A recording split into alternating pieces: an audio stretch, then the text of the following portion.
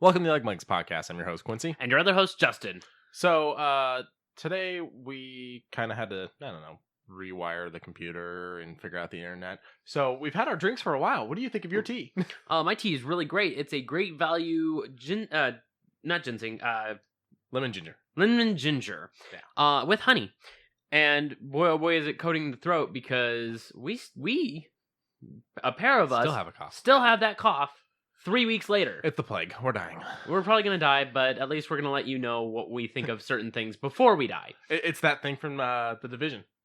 We're dying from that thing from the Division. I don't even touch cash, so how did I get it? Well, no, at work, you come in contact with Oh, cash. fuck! Yeah.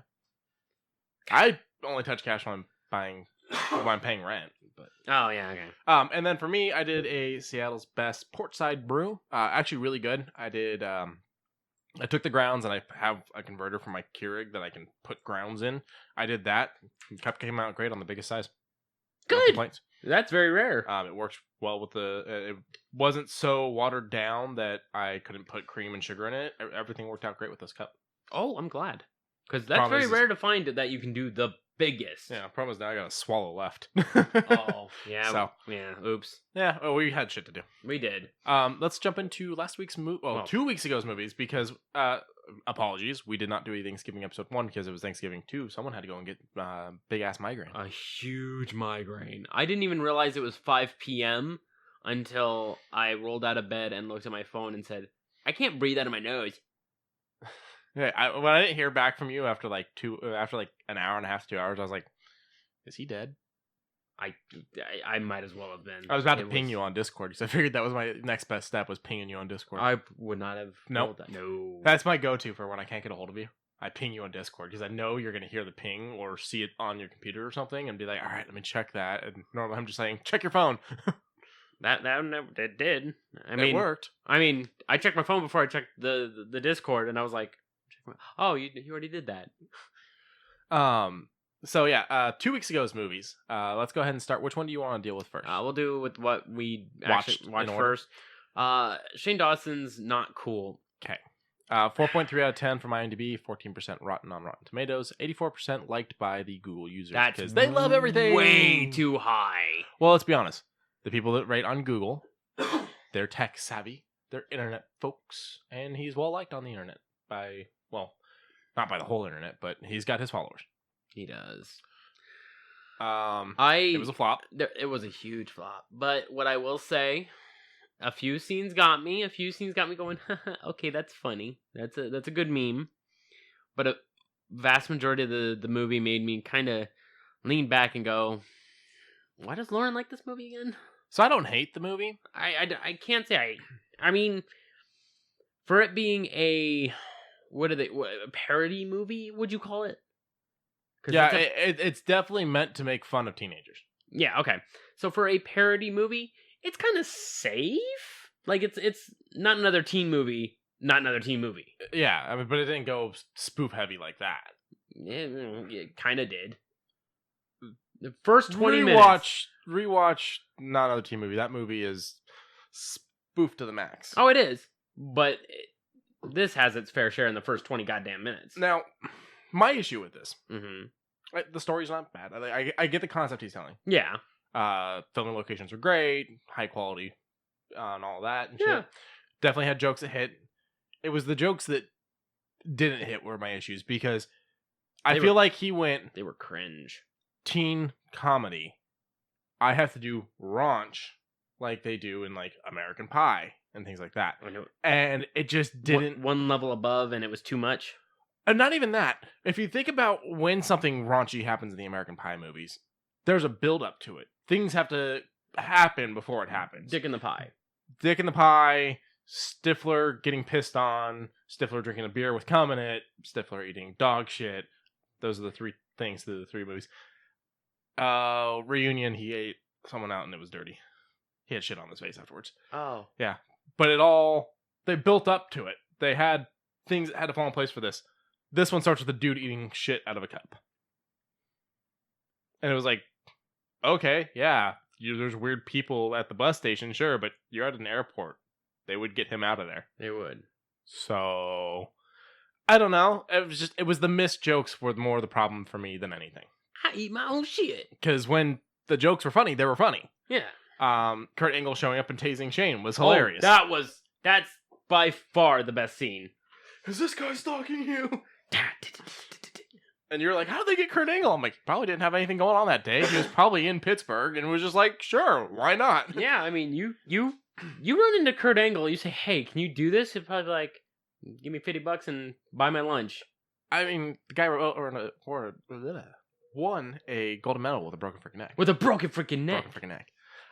Did you know the Blue Meanie was beat up by JBL? For real. For real.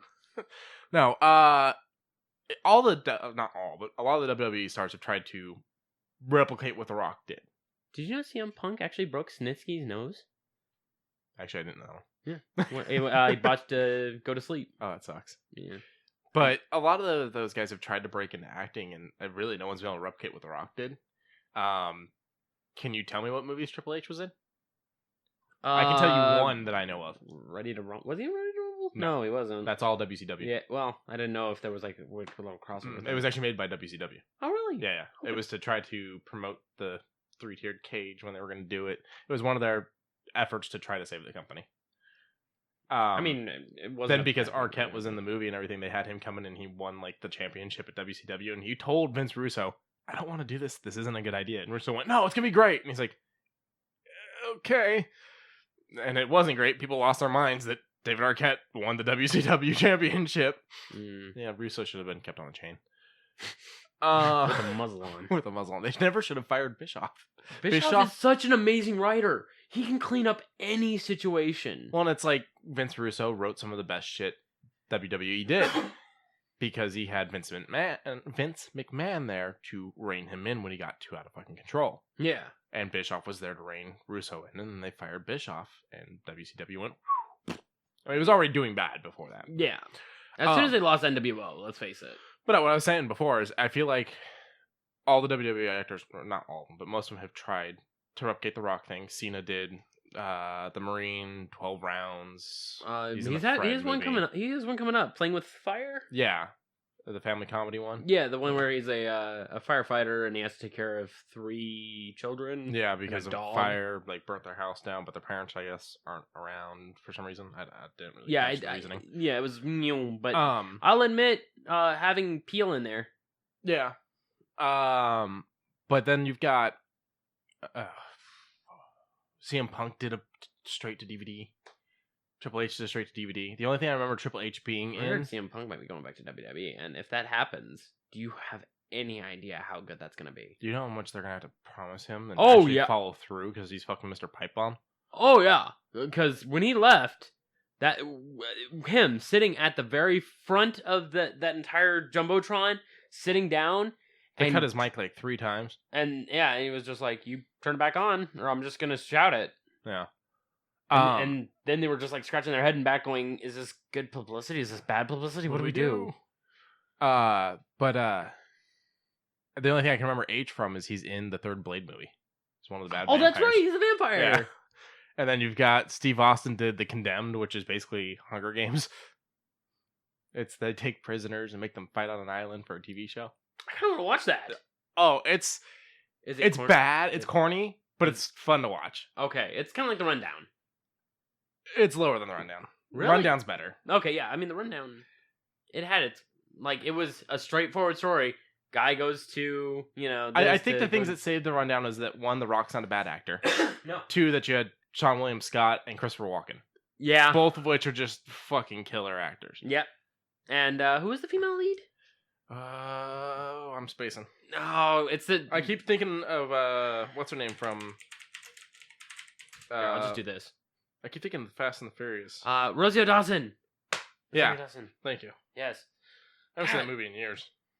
I liked it. I liked it a lot. And it was backed by the WWE, if I'm not mistaken. It was a WWE movie, right? If that one wasn't... It was either that one or it was Walking Tall. Because he did those both like right around the same time. I think it was that one. I think it was Rundown. Yep, WWE Studios. I kept thinking of Michelle Rodriguez. I was like, it's not Michelle Rodriguez. Good actress, though. Yeah, well, they're both. Rosario Dawson's amazing, too. Yeah, that's what I said. But yeah, so... why was I talking about WWE people? Oh, because Kurt Angle was in Not Cool. Yeah. So I think that he's probably not trying to be in movies like everyone else is, but if there's a movie going on and he doesn't completely hate the idea of being in it, I think he'll go and do it. I mean, you gotta remember, this is the guy that told ECW to take his name off of the fact that he had showed up for the night, take his name off and cancel his contracts and everything, and he was not going to work with the company, and walked out and said if he put his name on anything, he'd sue them, because the night that he came down to see how things were going to join ECW was the night they crucified someone. Well, that's right. He's a Christian, isn't he? I think so. And he was just like, I'm out. And he's like, you put my name on anything of yours, I'm fucking suing you. And he went over to WWE. And then WWE bought the ECW. They bought ECW. So I want to say Gangrel in his early years did something like that. Probably.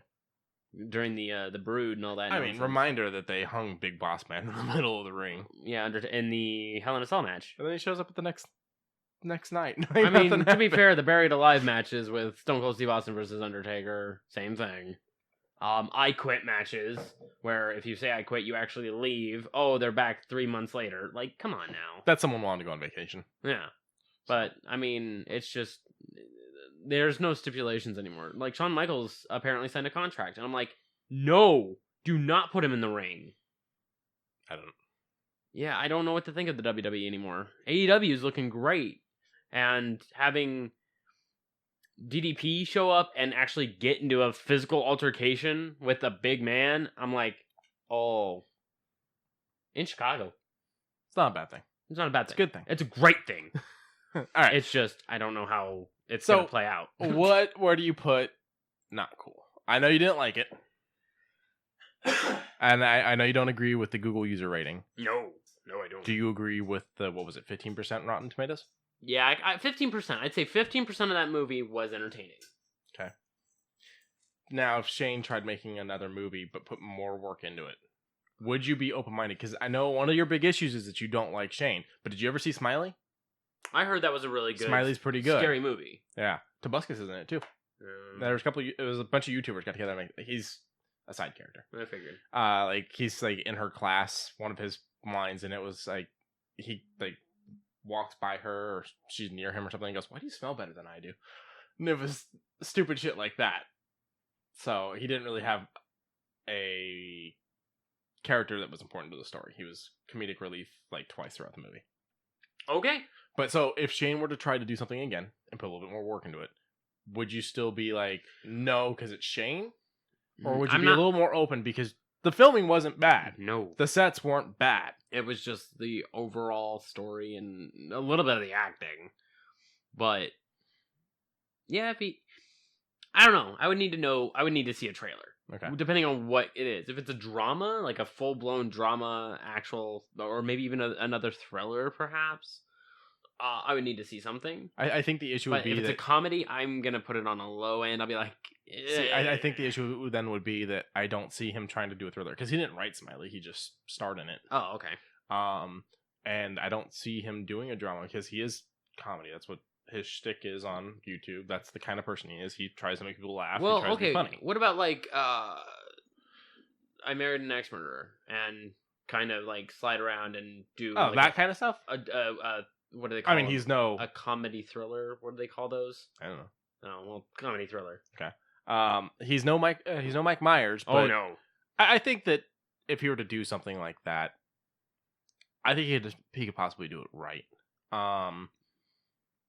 Would you try to put your biasness? My bias. My bias. Side? I mean, I guess give it another shot. Huh? I said, and give it another shot. Like, I'm not saying you have to. That's the one I wanted. Yeah, sorry, I was trying to do something like Peter, and I got the wrong thing. Yeah, it's fine. Because I know that you immediately were angry the instant we hit play. And there was like a couple times where you chuckled and then like kind of covered up the chuckle, like, oh, I didn't laugh. There was one laugh that it should not have gotten, and I was like, why did I laugh at that? Which one? When they were in the van, and he was like, "What? I have to shit on their lawn?" Oh, okay. No, That got me for some odd reason. I was just like, the why did one that get me? the one that always got me was how badly the chick's mom wants to fuck him. Oh, yeah, okay. I'll admit, she acted her ass off. She acted her fucking ass off. I want to play. She was fucking great. She was amazing. Oh, I think I just shitted. All right, let's move on to the next one. You said the 15% was fine. 15% was fine. Okay. Now, Home for the Holidays. So Jodie Foster's first time directing. Jodie Foster, right? Yeah. Young Downey Jr. and probably one of the heights of his drug filledness. It's got okay ratings, 63% Rotten Tomatoes, 3.5 out of 4 from Roger Ebert, which is pretty high for Ebert. And 6.6 out of 10 on IMDb with an 85% like to this movie on Google users. I can agree with the 63 to 6.6. You know, those two. Okay. I can actually see. It was a very safe movie for the most part. There was a few, little lean-ins, like Robert Downey Jr.'s character being gay and already married, and kind of kept that away. Spoiler. Yeah, it's we're reviewing the movies. Well, to be fair, people are born every day. Yeah, well, get to watching. You're doing it to me. I'm 31. I just turned 31. Happy birthday to me. Happy birthday. Happy birthday. I just turned 31, and I'll admit, I just watched this movie, but I could have watched it when I turned 7 that long time ago. Like, you're right. It's PG-13, yeah. You probably could have. My mother had me watching horror movies at the age of 3, so. Your first scary movie was Scream, wasn't it? It was also my first movie in theaters. Oh, wow, so. We went to the drive-in with my aunt. Her cell phone rang during the movie and scared the shit out of them both. Cool. But, so, good acting. Very good acting. Good writing. Okay, good. It as I said, it was a very safe movie. It didn't, for 95, it didn't jump at any chances. It had a good. You wanted another. The wife's been dead the whole time. Playing Trains and Automobiles. No. That's being a little unfair to this, because this was fine. Okay. It was a fun little comedy. Nothing really stood out as far as comedy, except for fucking when Robert was on screen. Oh, yeah, he fucking chewed up the scenery. He was amazing. I love him gunning down the street and then coming back and then going back down. That was a good scene. The few little tongue-in-cheek moments during the dinner was pretty good, but I don't, as I said, didn't take any risks. It felt very straightforward. Yeah. And so I can't really gauge it off that. It was entertaining to a degree, but nothing too outlandish. Would this be one you would watch again? If it's on. Okay. If it's on and I need something in the background, but if there's something better, I think I'll choose the better. We watched, because you weren't here for Thanksgiving, we ended up just putting Planes, Trains, and Automobiles on. I was having trouble finding things that were kid appropriate, and then the mom of the kids was like, just fucking put it on. It's fine. I was like, okay. And then all of a sudden you get to the... Oh, she's seen the movie. Oh, the big F-bombs? Yeah. And you're just like... Lauren's grandmother loves the movie and was going nuts that we had put it on. She absolutely loved it. She was so happy we were watching that. Bummed that I wasn't there, though. Yeah. Well, don't get sick for the next holiday. Although we're not doing Christmas dinner here, so knock on wood. We can move on from this now. Okay. This week we're gonna do Christmas. And you were like, "Oh, Christmas already?" I'm like, "Bitch, it's December." It is December. I waited until after Thanksgiving to How do dare any you? Christmas It is the 65th of October. It is still spooky month. Did you see how much Christmas shit's already downstairs and I'm not even done? You're right. Yeah, this is my holiday, bitches. It's a spooky month. We're doing Deck the Halls. I don't know if you want to pull the movies up so that we can talk about them or not. But tonight we're going to do Deck the Halls, which is Matthew Broderick and Danny DeVito. Oh, I just got to look. What? Danny DeVito? Yeah. Oh, okay. From 2005. Yep. Broderick didn't really enjoy his time on this movie. 2006. I guess he didn't really enjoy his time on this movie. He was kind of in that moment of my career's falling apart. And people actually heard him walking around saying, I can't believe I've done this. My career has fallen so far. But I enjoy the movie. To be fair, Matthew Broderick after Ferris Bueller kind of is like that. I'm sorry. I like you. I love Matthew Broderick. I just need you to do better. I need him to get a good role again. But this movie's not bad. Basically, he lives in this smaller town and he's known as the Christmas guy. And then Danny DeVito moves in, and he's Also a Christmas guy. no, this is the first time he's really had a house and really got into it. But he just becomes so obsessed so quick that he becomes the Christmas guy, and it kind of becomes like a battle and whatnot. Okay. It does not have good reviews. Oh no. 6% on Rotten Tomatoes, 28% on Metacritic, 5 out of 10 on IMDb, and 84% liked it from the Google users. I find it strange that the last 3 things we looked at, 84%. Yeah, actually, yeah. I wonder what the next one will be. We'll see. Let's find out. What was the next movie you said? And the next movie is Scrooged. Now, this one should have really good ratings. This is Bill Murray. Oh. 1988. It's an 89% from the Google users, 7 out of 10 on IMDb, 70% Rotten, and 38% Metacritic. Essentially, it is a modern retelling of Christmas Carol. He's like the president or something like that of a TV network, and he's trying to do a live showing of Christmas Carol on Christmas Eve. So it's basically a Christmas Carol but modernized? Yes. Oh. Complete with the 3 ghosts and all that shit. But Okay. It's Bill Murray in like the time to be Bill Murray, you know. So I enjoy it. What are you looking at? Oh, release date? November 23rd. It came out literally 2 weeks before I was born. Explains why you didn't see it. Your mom was too busy Yeah. giving birth. I'll have you watch a trailer for this one later on. Okay. Just because the trailer's fucking hilarious. Okay. All right. From here we can move into news. Ba-da-ba. Shoe news. Oh wait. Yeah, let's do it. Okay. The music, you have to. Yeah, you're right. You triggered the shoe gods. I triggered the shoe. So, there's a lot of different shoes. A lot. Yes. And they're all pricey. And they're very pricey. But then when you go down into like the shirts are actually pretty fair. Oh no, it was the socks I was looking at. Never mind, everything's expensive. So, Dragon Ball Super. I watched a couple episodes, very mixed ones. They weren't like in a line. I like a few of the characters, and Dude, I have Funimation. Yeah, I know. They're on there. I've got a lot to do. I'm just saying, you don't have to watch mixed episodes. You're right. You could have watched the first 2 episodes instead. You're right. Jackass. You're right. But they have a clothing line with Anta, A-N-T-A. And, of course, a part of this is shoes, where there is the Rose Super Saiyan shoes, the Golden Frieza, the regular Frieza, and the Super Saiyan God set. Oh, wait, guess what? Vegeta, Kaikoden Goku, also known as Blue, regular Frieza, Son Goku Originals. Like, these are $189 shoes. They put a lot of work into the designs. They look like their characters. I wouldn't wear most of them. I would wear Rose. I think I would wear Rose as well. Rose is on a very interesting sale, but another bad thing about that is because they're meant for kids. Yeah. But they look nice. Adults like things too, people. Yeah. Make them bigger. Order the biggest kid size they have. Let's see. Oh no, wait. Yeah, that's way Yeah. too small. That is way too small. A 7 in children's would not fit my fucking 9 to 10 in adults. Although I'm 7 a in 12 children. and a half wide. Shut up. Okay. I have big feet. And you know what they say about guys with big feet? Big socks. They have big socks. More expensive shoes. No, they don't. The wide always sucks when you have to go wider on shoes because a lot of companies don't do it. Nope. So, but luckily, skater shoes do. My first job was working in the shoe department at Walmart, and I would constantly have people come through. Do you have wide?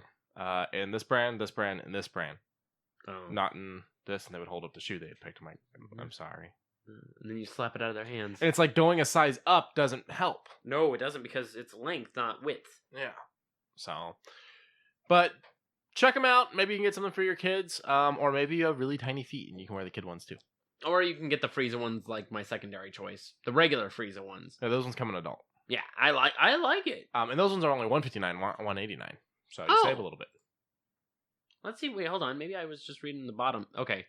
Okay, so this is what I was reading, and then but the Frieza ones are the only ones that are cheaper than $189. Cool. The Frieza adult, not Frieza kid. Yeah. Okay.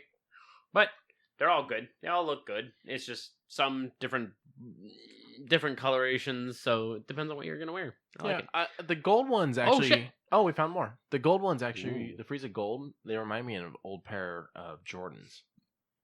Kinda. You know what pair I'm talking about? Like, can you Yeah. picture it in your mind a little bit? The original jumps. Yeah. Yeah, I think that's what it was. That's what they kind of remind me of. A little bit. Yeah. So It comes in adult sizes. okay, yeah. So they do have the Goku Black in adult. They've got the Goku Blue in adult. They've got the other Goku Black. So you got Goku The rose Black, gold, Super and Saiyan, Super Saiyan, and then you just got regular. And then it looks like there's one more down there. And yeah, another Goku Black. That one doesn't say what the difference is. Weird. Those are all 189 except for one pair of the Goku Blacks that come in 159. Pure black. Yeah. So check it out. They also got plenty of shirts and stuff like that. Oh yeah. It's just the only major downside is price. Yeah, 159 for a pair of shoes. You best fucking make sure you don't ever scuff them. Don't stretch them out. Nothing. You gotta no, or don't wear them like most people do. Yeah, that's the thing. I want to show off the cool shit I got. Yeah, I know, right? Which is why I went through 2 pairs of those Spider-Man Vans when they came out. Which reminds me, I have to ask you questions about your mother for Christmas later. Don't let me forget.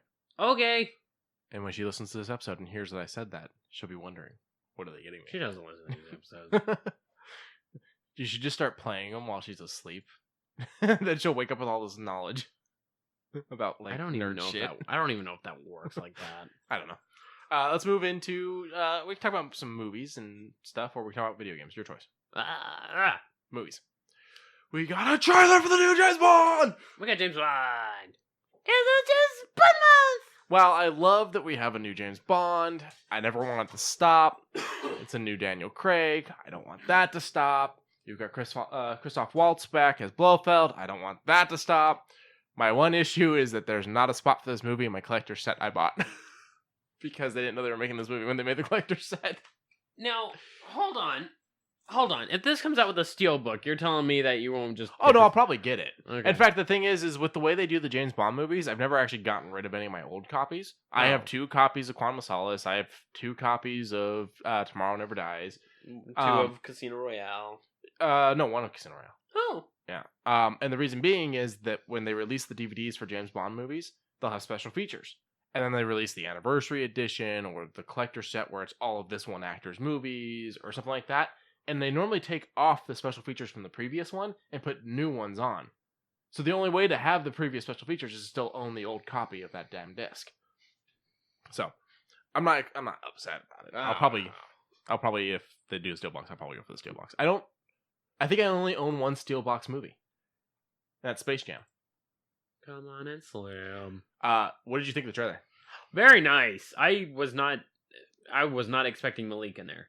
Yeah. When I saw Malik, I was like, "Oh, you're doing big boy things." He could be a villain. And I mean, he's played a villain once before in a game. Okay. And good. He did amazingly because to be fair, I didn't see it coming when I played it the first time. I try to not be what's the word? Because he just did Freddie Mercury. Yeah. Oh yeah. And he was amazing. And so the whole time I'm trying to think when they announced that he's going to be the Bond villain, I'm trying there going, don't think of it as Freddie Mercury is trying to play a Bond villain. Think of it as an actor who can play Freddie Mercury is playing a Bond villain. It's like when people found out Michael Keaton was going to be Batman, they went, Mr. Mom's going to be Batman, and lost their minds. And then he ended up being fucking amazing. And it was all okay. It was all okay. It was good. Yeah, it was pretty good. Christoph Waltz, though, makes an amazing villain. Yes. I love him in this. I love him in Inglourious Bastards. I want to keep seeing him and stuff. He also makes a good guy, too. He was good in Django Unchained. He was very good in Django Unchained. Sorry, I couldn't help it. And then he gets mowed down. They've got the Bond music kind of changed, speckled throughout the trailer. It's nice. They've got a really cool mask for the bad guys. It's a very comfortable trailer. And when Q's back. And then at the very end, what was the first thing I told you? This movie's probably going to be 3 hours long. Probably. Oh, I meant to look that up. That's why I went in there. I was like, oh man, with all the shit that we just saw, all the different scenes and all the scenarios, all the action scenes, it's going to be a long one. Like Skyfall, I believe was 2 hours, 23 minutes for Skyfall. And I'm like, that was a good long movie. Well, Spectre was 2:28. Yeah, so I mean, this one's going to be up there too. Let's see. Unless they cut something out. And it's called No Time to Die, by the way. Yeah, No Time to Die. Because ain't nobody got time for that. We do not have a runtime yet. Damn. It's probably in post-production right now. Release date is April 10th, 2020. Good shit. Budget on this was $250 million. Every penny. You can see the pennies in this movie. Like, you can see where the money went. They will be doing IMAX stuff because it was on IMAX cameras. So it's going to be very pretty. Yeah, we don't have a runtime yet. We'll get there now. They'll release it. I don't... 3 hours doesn't scare me. Oh, no. Endgame No. The problem is when you feel the 3 hours. Yeah, but even if you feel the 3 hours, but it's worth it, how do you feel about that? Because we all know fucking Rise of Skywalker is. That's the thing. If it's worth it, I won't feel it. Okay. I will get so sucked into the movie that I don't realize it's been 3 hours. And It's the movies where I stop to check the time. Those movies fucked up. okay. I've had hour-and-a-half movies do that to me. Where I'm just like, how long is it? Fuck. Like, Alright. there was one that I thought was going to do it, but it didn't. And that was the creature feature, the Mummy. Oh, okay. Yeah, that one sucked you and you didn't. That time was gone. Yeah, I glanced down at my phone once just because I got 2 text messages at once, and I thought it was like, hey, I need your attention. But then I put my phone down, and all of a Just got sudden sucked into it. I was back into it. I wouldn't call the Mummy a creature feature, by the way. It Classic was- movie monster. That's it. Now, I think this is going to be good. Oh, I know it's gonna. We know it's gonna be good. There is no if and or but because. Would you say Quantum of Solace is the worst? Out of this franchise? Out of Daniel Craig's. Out of Daniel Craig's? Yes. Okay, I didn't mind when you showed me Casino Royale. I was like, this one's actually really nice. I'm actually I feel kind of bad that I didn't watch Casino Royale. So Casino Royale is my favorite, and I loved it so much. And then Skyfall happened, and I was like, "But Casino Royale, I like Casino, I fucking Skyfall was so good." My favorite will and always will be GoldenEye. GoldenEye's good. I like GoldenEye. I like Pierce Brosnan. So the last one he did, Die Another Day, was the one people ripped apart, Yeah. and it was nothing he did wrong. Yeah. I also didn't like the musical choice, Madonna. I love her song. I have it on my phone. Let me finish on this Okay, one. I'm sorry. Okay. But when it, I don't know, when you go from, what was his first one? Oh, the first Bond song ever, or the first Brosnan song? The first Brosnan one. I don't know. Let me check. Yeah, I got it on this. Wait, was GoldenEye the first Brosnan? I think so. Because if it But was when you- GoldenEye, then it was it's right there. She did it with U2. Oh, what is her name? Tina Turner. Tina Turner. Thank you. Okay. She was actually neighbors with U2 because they had actually offered the song to the Rolling Stones and they said no. Not the song, but offered to do a song for the movie, and Rolling Stones said no. Oh. And so they offered it to Tina, and she's like, "Let me think about it." And she was neighbors with one of the guys from U2, and so she was talking to him. And I was like, I don't know. Like, it's such a big thing. I don't know if I can handle it. Like, I think it's above me. Shit like that. And U2 basically looked at her and went, "Are you kidding? You're Tina Turner. Do it. We'll help you." And they came up with, I think, the melody for the song and let her take full credit. So this was the one that Tomorrow Never Dies. Was Okay. the first one. Okay. Okay. 'Cause it was Sheryl Crow. Yeah, Sheryl Crow. They wanted to be more poppy, I've realized. They were going with, because the thought process I think was, what will also sell a CD. Oh, okay, because about that time, a little bit after that, was when Mission Impossible 2 came out, and that's when they were like, we're going from good scores to actual like music, music that'll be on the Billboard Top 50. Because that's when they pulled out like Rob Zombie. That's when they pulled out. Oh, God. Well, because if you actually go back to like the Bond movies made in the 80s, they had like Aha doing songs and shit like that. I do believe Sinatra's wife did like 3. Like Limp Bizkit 2. Oh, Limp Bizkit did Mission Metallica. Impossible 2. Metallica, yeah. Rob Zombie. Butthole Surfers. Foo Fighters. But to be fair, Mission Impossible 2 was 2000. So that's 2 years after the first Brosnan film. Yeah. Okay. I think the Brosnan movies but were trying too hard to be what people thought James Bond was, rather than being what James Bond was. Yeah. They even do a thing in Casino Royale where they're giving him his weapon, and he's like, "What? Nothing like this. This." Like, he throws out some of the gadgets, and they go, "We don't really go in for that kind of thing." Because the Brosnan era was just so heavy on the gadgets and shit like all that. the weird shit. Yeah. In the books, the main thing that comes into helping him throughout the entire book franchise is he's got this false bottom to his shoe that has like a lockpick kick in it and like a knife. And that's like the main thing that ends up helping him through most of his shit.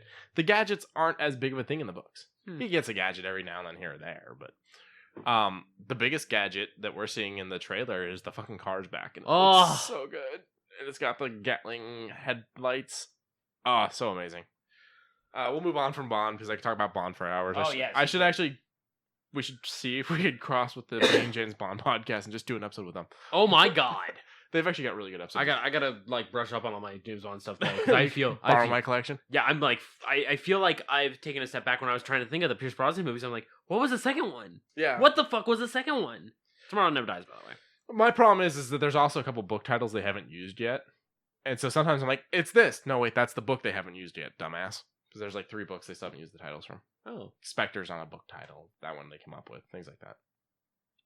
So GoldenEye isn't a book. So. The next thing we watched was Togo. It's gonna be a new Disney Plus original, based on a true story. It reminisces of Balto, if you've seen Balto, but it says the untold true story, and I'm like, it's pretty much the same, just in a different location. Kids have an epidemic, got to make the world's hardest trek during a storm.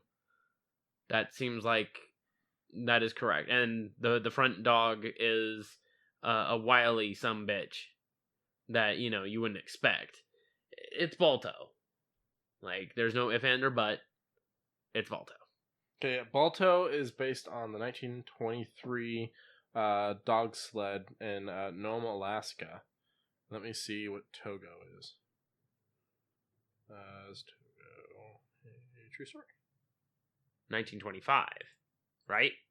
Yep, Togo is 1925. Also in Alaska. So I guess it's just people in Alaska keep getting sick and dogs need to keep going and saving shit.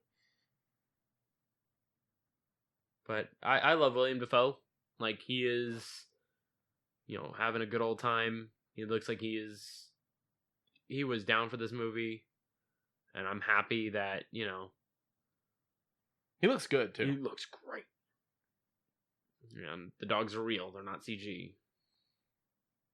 Yeah, the dogs are real. They really trained the dogs. I didn't see anything in this trailer that didn't look good. And we have Disney Plus, so we're going to watch it. Oh, yeah. Here we go. Though Balto often gets the credit for saving the town of Nome, it was Togo, so it is the same story. It's a different dog. Oh, okay. Okay. A Siberian Husky who led his team across the most dangerous leg of the journey, named after the... I have no idea how to say that. Hayachiro Togo, a Japanese admiral who fought in the war between Russia and Japan in 1904 to 1905. Togo was the lead sled dog of Leonhard Seppala. So yeah, they are the same story, but Balto, I guess, focused on the wrong dog. Okay. So Disney's not wrong to say the untold true story because they told the wrong story in Balto. Okay. All right, good on you, Disney. Yeah, you guys got some people checking history. And this one you discovered by mistake. Yeah, this one I didn't know was coming out, and the trailer came out 2 days ago. Yeah, at least to my knowledge. I don't know if it had like a teaser earlier or otherwise. But Ip Man 4. Now, for those who don't know, I fucking love kung fu movies. Say that a little slower because when you say it fast, it sounds like you say Hitman. Oh, Ip Man. Yeah, there you go. Yeah, Ip Man 4. I love kung fu movies. I've always been a fan. Cartoon Tiger Hidden Dragon was one of your favorites, you said. Yeah. My favorite's Enter the Dragon. Oh, Enter the Dragon's a good one. God, almost all Kung Fu Hustle. Kung Fu Hustle. I'll fuck with Kung Fu. Show enough. I'll fuck with Kung Fu Hustle. I'll fuck with Kung Pao, even though I wouldn't consider it a kung fu movie. But all of the Ip Man ones, especially 3, where you don't expect to see fucking we were just talking about him. Oh my god. Mike Tyson. Yeah. But you see him and you're just like, huh? So, it does look like there was a teaser dropped for this, but it wasn't dropped that long ago. So you aren't wrong to have just seen this trailer. Okay. They're not really advertising this very well. Oh, because it comes out on Christmas. It does, and yeah, December 3rd was when this trailer we're watching came out, and it comes out December 25th, so it's already in post-production. I'm excited. I like how it's setting it up, but it seems like it's just going to be a straightforward, I'm mad, let me be mad. Oh, do not be mad or I'll fight you. Okay, fight me. Okay, and they fight. That seems to be the basic of this, but I'm not mad at that. I'm never mad at that. And they're saying that this is the last one. Correct, the finale. Now I'm curious because there's been 2 other ones where there was one that was the final fight and there was some other guy playing him, and then they did like The Legend Begins and there was some young guy playing him. Oh, like a prequel? Yeah. So I'm wondering if they're gonna try to reboot it. No one can replace Donnie. Well, no one can and no one should, but it doesn't mean they're not gonna try. They replaced Mr. Miyagi with Jackie Chan. I love Jackie Chan, but we did not need a new fucking Karate Kid. Like, let's be honest. Delicious. So, yeah, you're not wrong to have just discovered this. Cool. So, we got a few other movie-based things and TV show-based things. They did drop a poster for The Witcher. I forgot to have you look that up. Sorry. Yeah, it's okay. But the one we're currently looking at is they dropped the first poster or image for Lock and Key, which is based off the graphic novel from Jonah Hill. Not Jonah Hill. God damn it. Joe Hill. Yes. We were having a conversation off mic, and it just stuck in my head now that Jonah Hill. But Joe Hill and a bunch of other people working on this amazing graphic novel. Give me the quick rundown of Lock and Key, because I'm looking at this poster and I'm like, okay, key in the back of the head, cool shit. But what is it? Well, I don't know too much because I didn't really read it. I have one of the parts, but here we go. Okay. Here's what I have pulled up. Okay. Well, okay, never mind, because that was just a description of the fact that who it's by. Let me find plot summary. Here we go. The plot is presented in a non-chronological order. During the American Revolution, a group of rebels hiding beneath the future key house discover a portal to another dimension. The plans of Lang filled with demons, which can mesmerize any who see them and possess through touch. However, when the demons attempt to enter the real world, they collapse into lumps of whispering iron, which young smith Benjamin Locke forges into a variety of magical keys, including the Omega Key, which seals the entrance to the dimension. The magic of the key house gradually evolves over the years, including a spell which causes occupants to forget about the keys, and the magic of the house when they pass through their 18th birthday. So it's Fairly Odd Parents, but with demons. I mean, you're not getting gifts, I don't think. I don't think you get a wish for anything. Oh. But you get the splendor and wonder. Maybe, yeah. In 1988, a group of teenagers, having used the keys extensively in their high school years, to their great delight, decide to open the black door with the Omega Key, hoping to trick a demon into entering the real world in order to provide more metal with which to make more keys. However, Rendell Locke's younger brother follows the group and is memorized by the door. Attempting to walk through it, he is stopped by Dodge, who accidentally puts his hand through the door, becoming possessed after plotting an attempt to kill his friends and enslave the others at the behest of the child of Lang possessing him. Dodge is killed by Rendell. That's not really a plot summary thing. Sorry, guys. Spoiler. Okay, it goes on. It goes on. The plot summary looks like they're going to explain the entire fucking thing. It goes on from there. But yeah, Okay. so And Magical this is a Dimension. show or a movie? This is going to be a series, I think. Cool. I mean, it says February 7th. Let me check, though. I mean, I like the look of the keys. It looks like a human head outlay. And then, I don't know. This is super cool. I like it. It's just, I don't know anything about it. And that bums me out. It's not spelled right? Huh? It's spelled with an E, right? Yeah. Okay. Yeah, Locke is Locke on this. Yeah, it's going to be a show. 10 episodes for the first season. Yeah. They're saying that they're going to drop all 10 on the same day. It's not going to be one of those overtime releases. So, I have a few news things that are set in movies and television.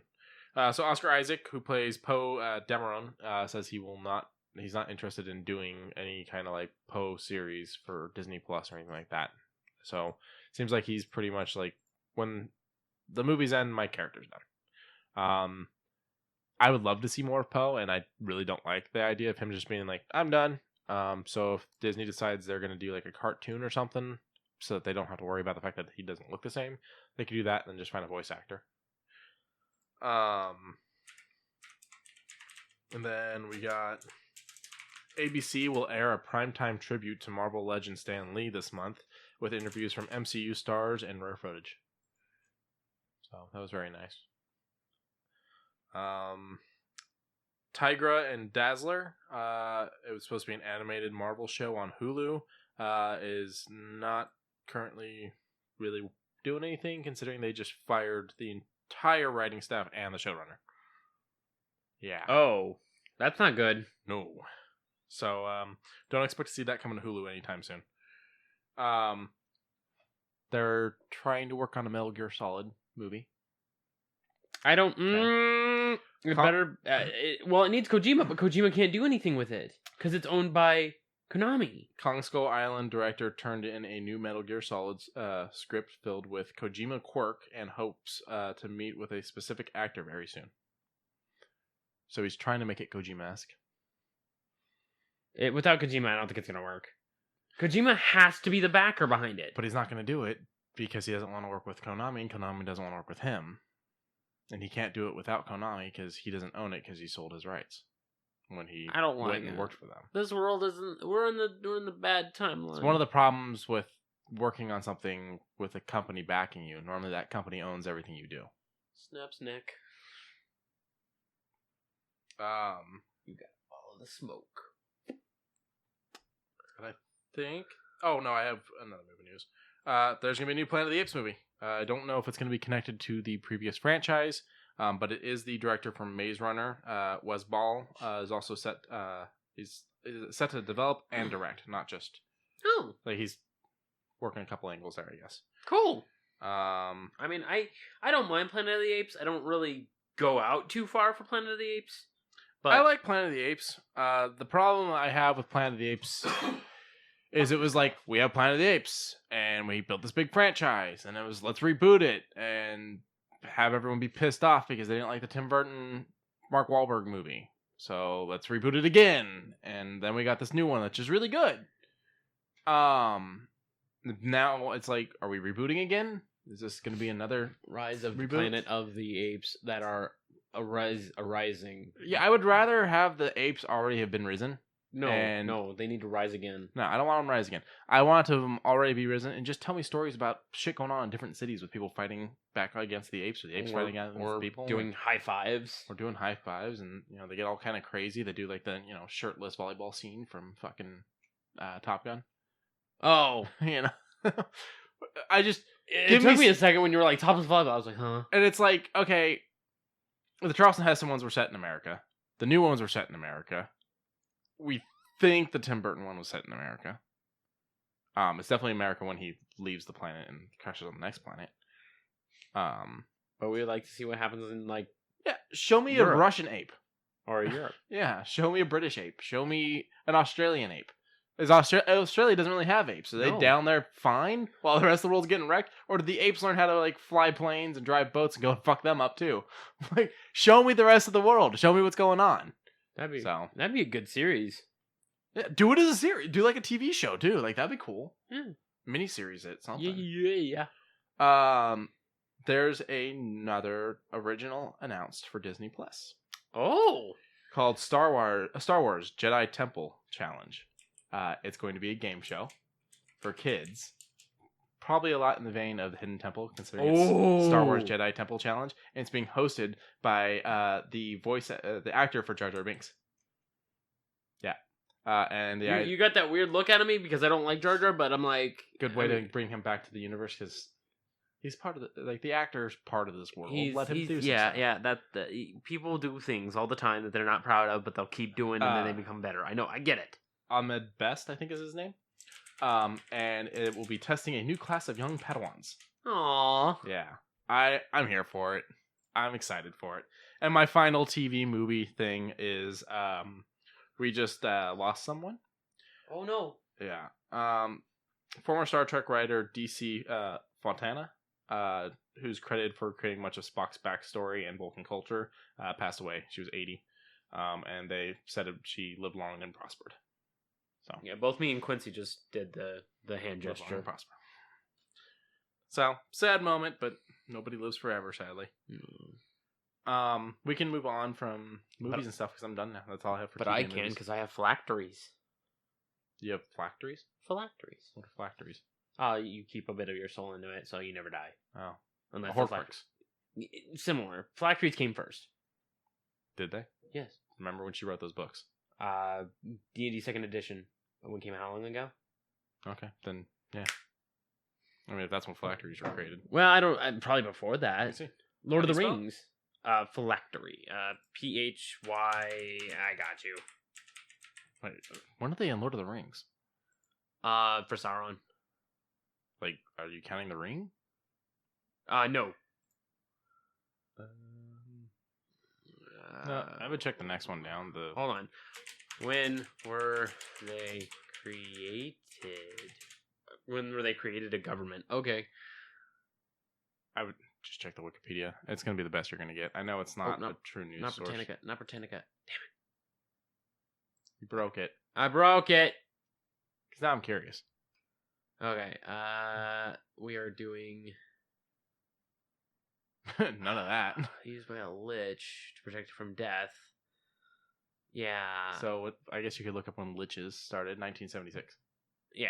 Okay, so yeah, they were definitely first. They were, hell, at that point, they were probably first edition. 1976? Yeah, that's Oh, first yeah. edition. Okay. I mean, Horcruxes wouldn't come around until the 90s. Oh, no. So. Okay. I was just curious. Like, I wasn't like, oh no, JK's the queen of all. I was just like, when you, because you got like, because I said, oh, like a Horcrux, and you're like, phylacteries were first. I'm like, yeah.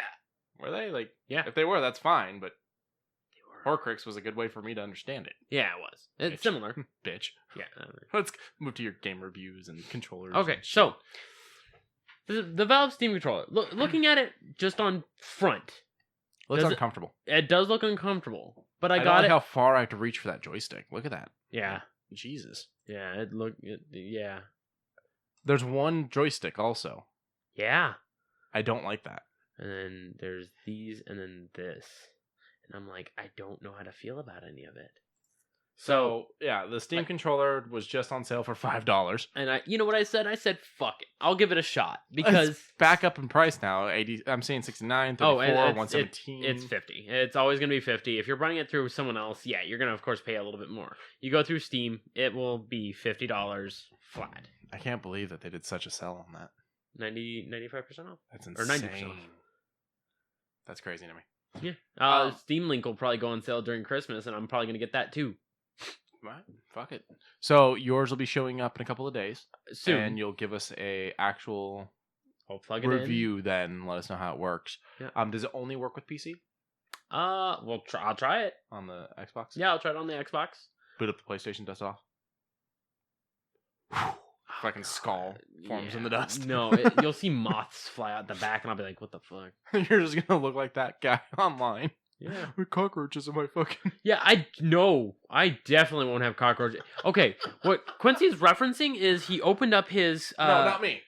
Huh? Make sure it was not me that opened it up. No, it was not him, but what he's referencing is a guy online through Twitter opened up his... what was it? PlayStation 4. PlayStation 4, and said, man, how do you all keep your shit so clean? There's fucking roaches in mine. It's like a roach hotel. The thing I saw looked like he was trying to blame PlayStation for it. Yeah, and then one of my friends through Twitter, he opened up his and he was like, I have no idea what you're talking about. Sure, there's a little dust in there, but I have no fucking clue what you're talking about. And he showed a picture. Can air and you'll be fine. Yeah, he showed a picture of his, and he's like, yo, bro, you live in the same area as me. What the fuck? I'm like, same area. Your place dirty. Yeah, your place dirty. I will eventually be getting an air compressor, and then I won't need cans of air anymore. Just put the PSI low enough. So, I'm sure that noise was amazing for our listeners. I mean, look at how low it is. It's fine. Yeah, you'll give us a hands-on what you thought review within the next few weeks. It's weird looking. It does. You gotta let me hold it. I will bring it over and just whip it out. Let me put it in my hands. Feel it. Mess around with its joystick. Just the tip. Hit the AB button. No, don't touch the AB button. Touch the XYs. Feel the undercarriage. I mean, it has underbuttons. This joke's gone far enough. Sorry. You gotta diddle the underbuttons. Okay, but Quincy and Quincy bought Breakpoint. I bought too much shit. He did. Oh, Black Friday. It was a good sale. I mean, there was more stuff. Dude, I found a fireplace I wanted to buy that went off sale yesterday. That if I had the money, I would have bought the fireplace. We need money. But I bought Breakpoint. I bought the Division 2. And the thing that sucks is Breakpoint, I actually could have... At Breakpoint and Division 2, I could have gotten cheaper than what I got them at because they were doing an extra 10% off for gold members, but I didn't get paid until that sale ended, and it went to just the regular Black Friday sale. So I paid $30 for Breakpoint. I could have gotten it for like 20-something. 28. I paid $11 for Division 2. I could have gotten it for $9. So it wasn't a huge difference, but it did kind of suck a little bit. Yeah. So yeah, I bought Breakpoint. I bought the Division 2. I bought the Evil Within. I bought the DLC, both the Witcher DLCs. Because that's going to be coming to Game Pass, so we're just going to be able to get everything on. Well, I already have the physical copy. I mean, me. Yeah, you'll be able to because you have the home network. I think that's all I bought. I think that's where I stopped at. I didn't buy too much on Black Friday. I think the only thing I really bought was on my birthday. I bought the Rocket Pass on Rocket League and Halo Reach on Steam. Honestly, I think I came in under 60 with everything I bought. 20. So I still didn't even pay. If you add in all the games I bought, I still didn't buy a full price game. Yeah. Pretty good Black Friday for me. Yeah, as said, I didn't buy too much. I got a $25 gift card for Critical Role gift shop. Ooh. I bought a couple of pins. I'm excited for them. Nice. That was a nice, mellow birthday. I'm okay with it. Did you play D&D? Oh, I played D&D last night, yeah. Killed the character. I tried consoling her, but she was beyond reach. So, are you going to... Do they listen to the podcast? I don't know. They fucking better. Tell them if they don't start listening, we're going to kill more of their characters. I mean... Tell them you know a guy who writes fucking god-based fucking D&D levels. I mean, I do that. It's just... Oh, you guys could have chosen to fight Baphomet at level 4 with my fucking campaign. I was like, we need to figure some more shit out. I was like sweating when you were like, let's go into that. No, I was not. No, you were not. James was. James was. And when you were like, I got this map all created. Yeah, I was building a full blown labyrinth, traps. And I was sweating. I'm like, I'm a big man, SpongeBob. Big man. I made the hallways big enough you'd be able to fit. That would have been fine. It's just... You were a behemoth, right? Goliath. Oh, Goliath. That's right. I was a Goliath cleric because no one else wanted to do healing. What is with that? My current D&D I play, we have no healers. Yeah. I am luckily a warlock and now a paladin as well. Oh, so lay on hands. I got lay on hands. You can slap your boobies. Well, I've got vampire trudge for myself. Oh, so I can. So you, deal damage, take half. Back. But for the rest of my people, I have to lay on hands. Yeah. But then we've got a dragonborn. I don't remember. Sorcerer? No, she's not. Maybe she. Sorcerer wizard. She's a magic disher. Yeah. Yeah. I want to be an artificer. But whatever she is, she didn't take any healing spells. And then Barvin. We have a angel on our team, I think. Starts with an A. I can do this. Ethereal. No. You're saying angel? He's something along those lines. He may not necessarily... Azimir. No, he's not Azimir. Azimir is a fallen. He speaks... A celestial blade. He speaks the same thing as angels. What is it? Celestial. Yeah. That's he's some form of a celestial. He's not an as whatever you said. It's not an Azimir? No, he's not that. Azimar. He's something else. Something else from that area. Creatures that know Celestial 5e. I love the multiple C's you started to put at one point. Shut the fuck up. That looks like that might work. Click on that. Oh, that's monsters. Plain Tar Knight, but this is creature. I could probably get an answer in like a minute or two if I just send a text message. Yeah, send a text message. If we have it by the end, we'll let you know. But I finished reading about half of the Eberron book, and I have a bookmark, and like I'm going hard on reading this book. Eberron is so nice. It's like, what if technology and magic worked in such a great way? You can make that billboard have a giant dragon hologram. Which is funny because I was doing things like that in my to a lesser level, not billboard hydraulic dragon thing you were talking about. Yeah, but I was doing things like that in the story I was writing, where like the dwarves had brought technology to a certain level, and then there was also things like, some explosives and stuff like that they were able to work with it, that they were doing things that weren't exactly modern, but it was a taste of modernness. Oh. I was trying to push technology pretty far in the world.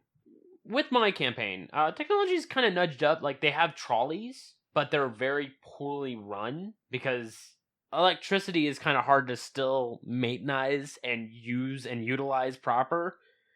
So it's like they have these little rune stones that are, they try, bless their heart. But, of course, no technology is going to be great. Last War. So, Artificers.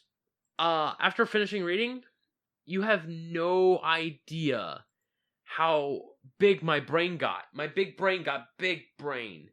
As soon as I finished reading The Artificers, it was like I just opened up an entire power, because you can build Batman with this.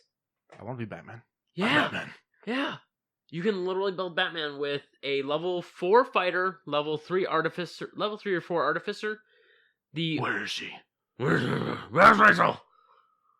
Hang on. There's a Kevin Smith, Jason Mewes thing where Mewes is doing a Batman thing and he goes, "Bring me the money!" And Smith is like, "I have read all the comics I have. At no point does he ever say, 'Bring me the money.'" Bring me the money. This one also updates changelings, specialty dwarves, and anything involving marks, like mark of warding, mark of shielding, etc., etc. I love all of the marks of set, except for mark of security, I believe it is called. That one needs a bit of a buff, in my opinion. It does have its pluses and its minuses. It's not my cup. I need to double check though, because I don't think it's mark of security. Well, you know what? He transformed at one point and stopped looking human or whatever he is, and turned into some big fucking glorious creature thing. Who?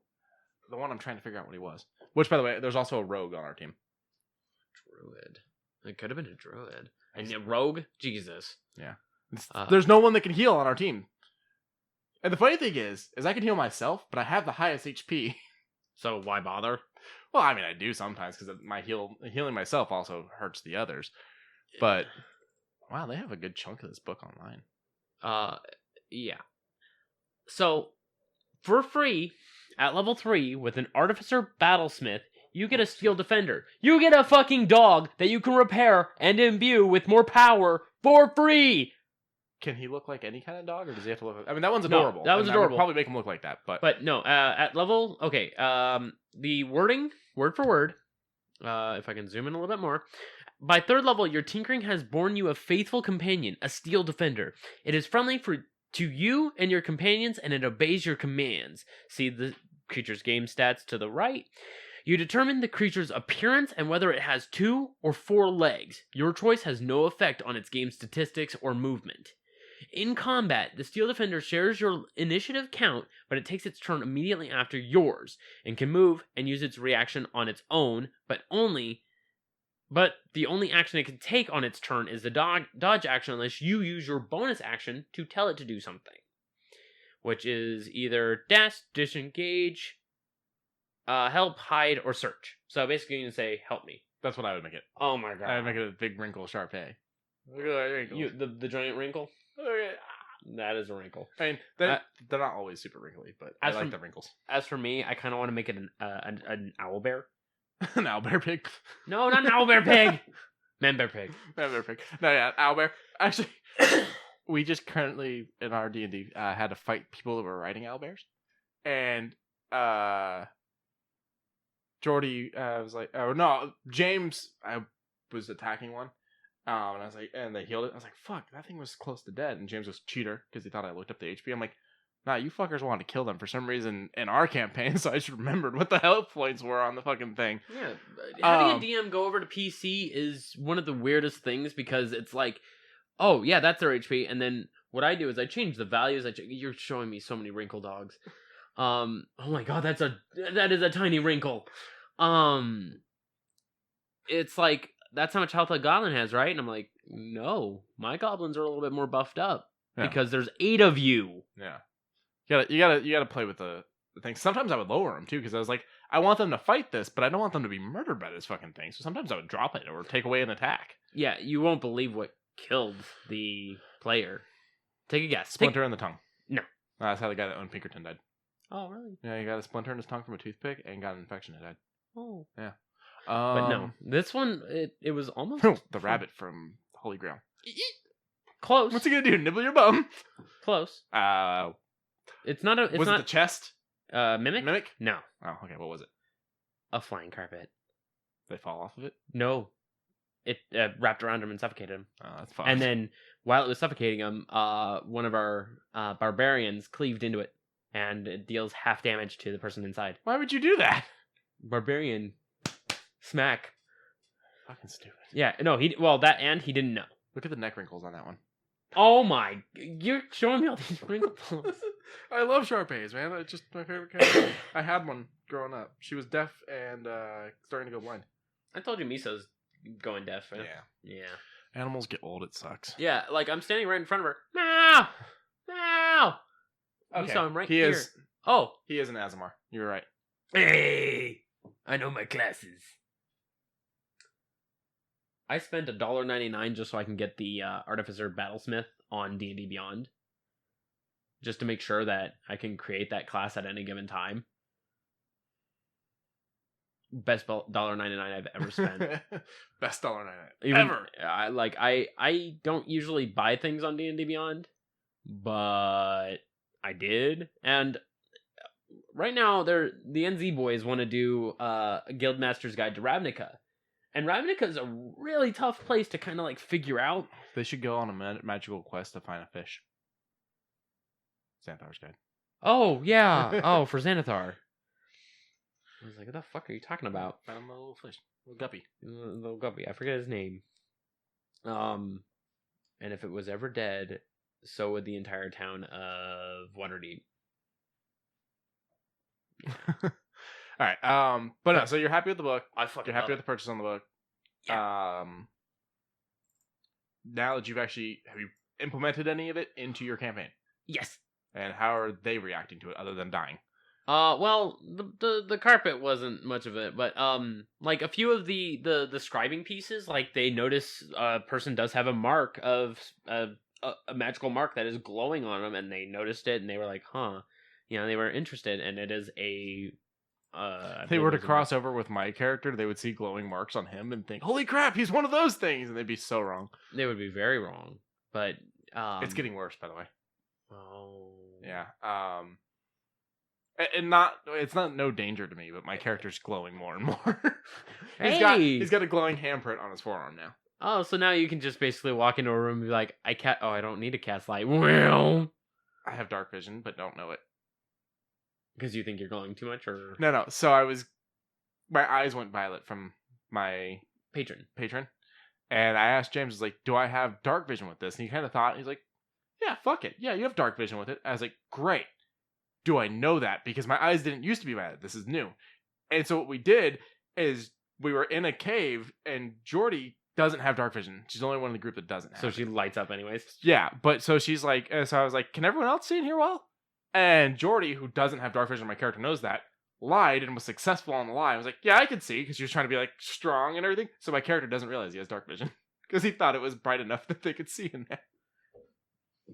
I had something similar, but it involves theft with my group. Okay. They wanted to. Okay, a cubic gate literally can change the plane of existence that you're on. They have one of those. Why is it everyone that you play D&D with, not just you, me, it's just in general, anyone you play D&D with, is obsessed with stealing, obsessed with fucking, and obsessed with drinking? The three must-haves the drinking, for any D&D game. The drinking, I'm fine with. You know, it's whatever. I have actual tavern drinks. We have fairy wine. Yeah. One of our characters drank too much and made himself real fucking tipsy and passed out as we were going into battle. Yeah, buddy. Because he didn't realize you have to drink like a thimble worth. Yeah. Yeah. Oh, yeah. But no, I have, like, city drinks, like the Melbont Mudslide, or the Waterdavian, oh god, what did I call it? Or Manhattan, because some things just don't change. Yeah, you're right. The Cosmo. But no, on a serious note, like, I have actual drinks, and each one does something different to your personality. And then, if you go into a place called the Pick-a-Peak Tower, the tavern, it has drinks from all over, but they have extra implements. Like, you drink it, let's say you went real RPG on it. I gotcha. That's cool. I did. No, I'm not saying it's cool. I'm not saying it's a bad thing. Yeah. You drink it, you fail or save your con save, but you roll me a d20. If it's 11 or higher, let's say it's the, oh god, I forgot what the fuck. I think it's the Asgorian something. I would have to look at my notes. But you drink it, and let's say you roll 15. The next natural 1 you get becomes a natural 20. Nice. It's a bless. But let's say you roll under 10 or under, the next 20 you get will become a 1. Okay. So it's a curse. So it's like, you drink it, you get a little tipsy, but then there's an after effect of magic. So we recently did these things where we each got to get a magical item. Ooh! And we were told to pick from a certain deck that someone created. Oh. And I picked a mask that when I wear it, and I do a performance, I can do different buffs. There's 2 different buffs I can do. Slap your titty. And the funny thing is James goes, that requires a high charisma just to be able to wear it, not let alone use it. You're +5. What's your charisma? I'm like, 20. And he goes, oh, you fucking suck. I'm like, I'm a fucking warlock. Of course it's 20. That's your modifier. And I'm a human warlock at that, so I got that +1 on everything. Artificers are so good. Look at all this. We started talking about this. Why?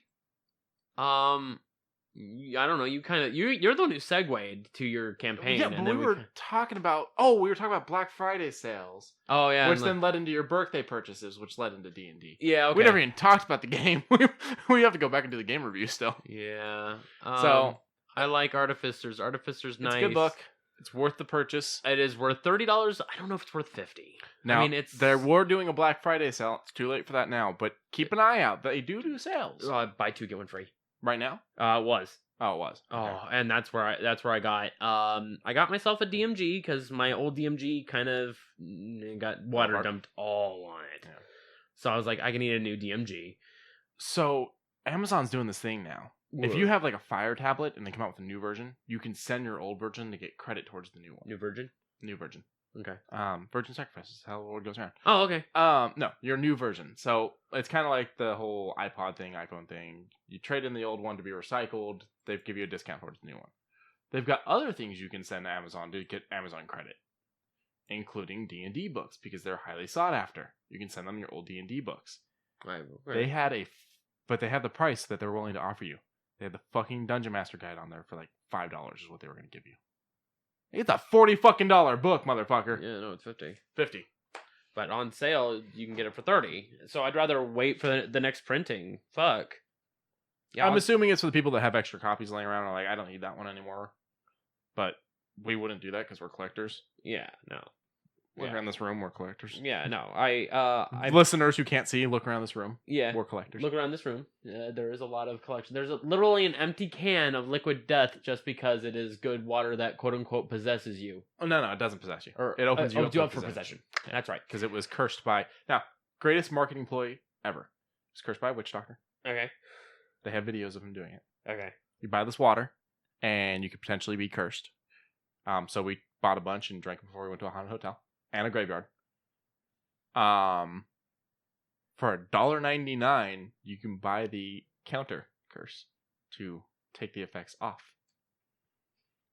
Oh, tell me that's not fucking ingenious. That's pretty ingenious. And our friend Marisa is the one that bought them, and she looks at the $1.99 and goes, "Nah, that's too much. I'll just keep the demon." And didn't buy us the counter curse. We only have the water. Is this Quincey I'm talking to right now? Yeah, it's me. I didn't bring anything home. A little bummed. Oh well. Plus, that was like 2 months ago. So, what was the very first game we played together? Together? Yes. Oh fuck, I don't know.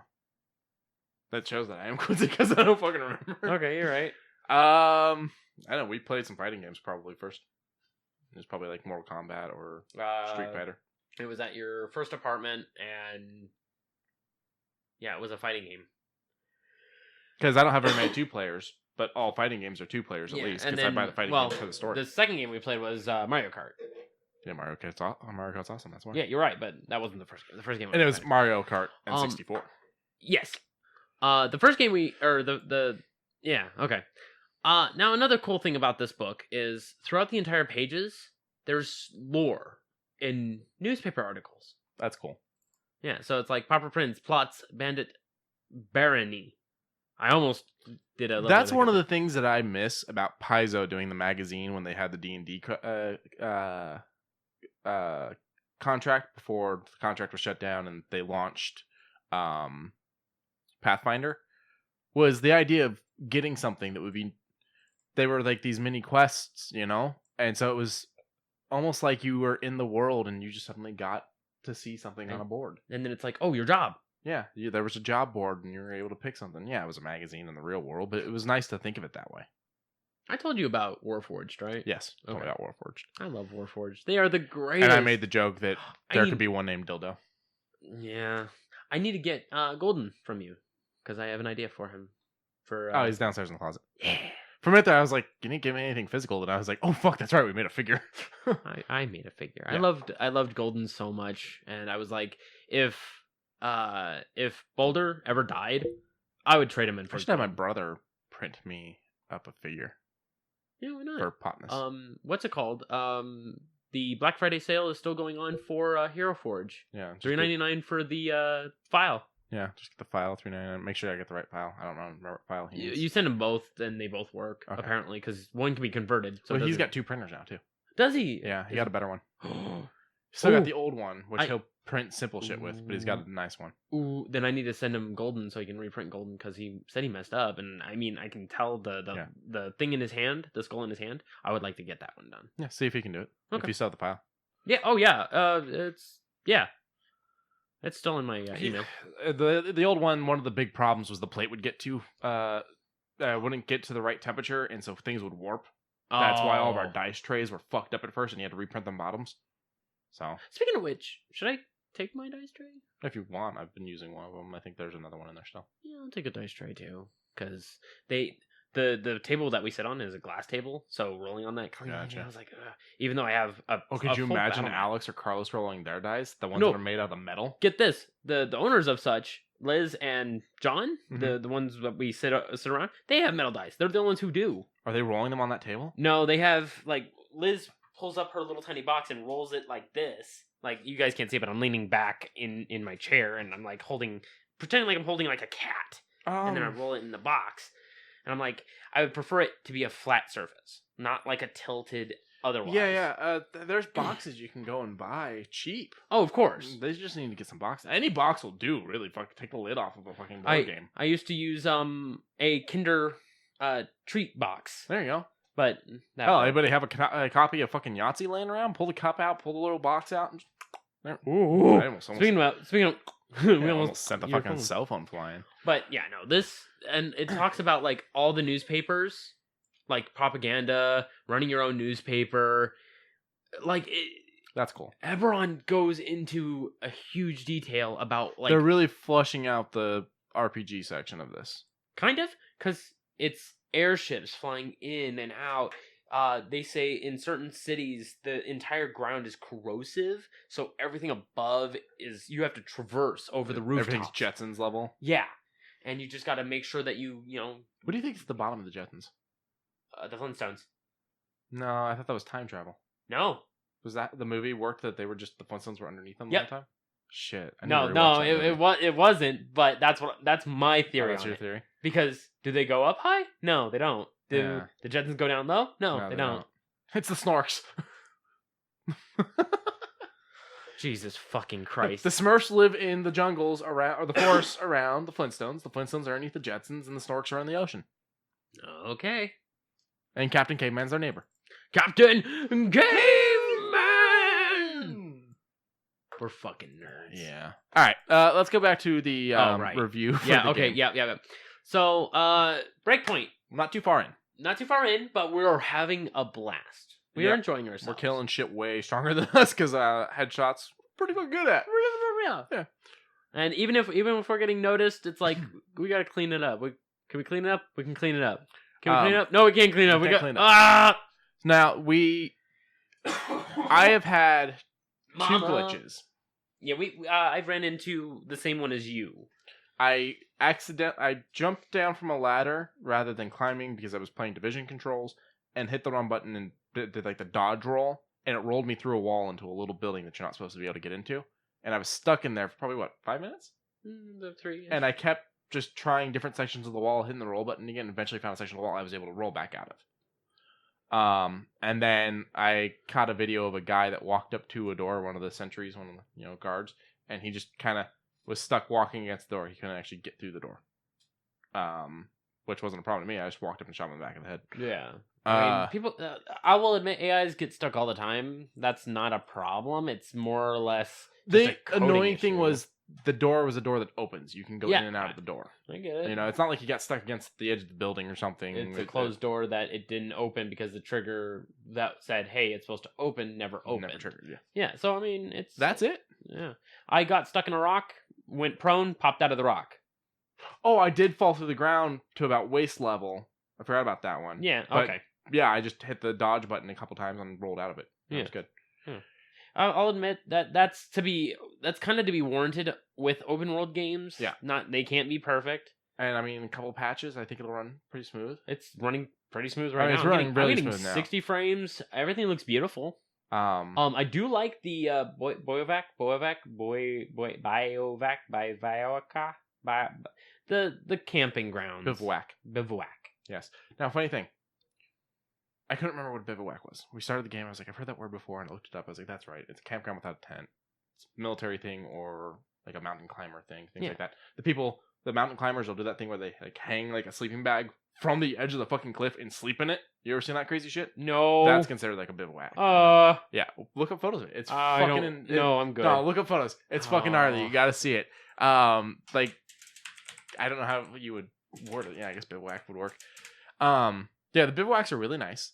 It's nice to have like a safe area in the world rather than always just getting your ass fucking raped. In the past games, you had the rebels as places. I like that there's actually a central base too. Yeah. Erewhon. Okay, there's some bivouacs. Yeah, there you go. There's sleeping bags right there. See how they're hanging on the side of the mountain? I ain't fucking with that. Yeah. And that's just hoping that you nailed that fucking thing into a fucking piece of rock strong enough that it's not going to come down. But yeah, the bivouacs are very nice. Yeah. I do like that they are a lot. Yes. There is... The game's getting bad reviews, and I think it's either people that didn't like the first one, which I loved the first one. I like the first one. Or people that are being nitpicky. Very nitpicky. Because I don't see it being the problem that others do. I think the only thing I don't really like about the game is that when you're selling stuff, you have to sell one item at a time. Yeah, that could use a hit for junk or... But you can sell at the bivouacs and buy the bivouacs, which is really nice. Yeah, that's something new. The gear score system, I was wary. I was wary at first, but then it started making more and more sense. And then I was like, as soon as I got to where I am right now, I was like, okay, I'm not so mad. I like it. It's just, it felt uncomfortable at first, but it gauges it. Because SMGs in Wildlands felt like garbage. And then I switch over to Breakpoint, and I'm like, these feel nice. I can actually, rip into some people with this.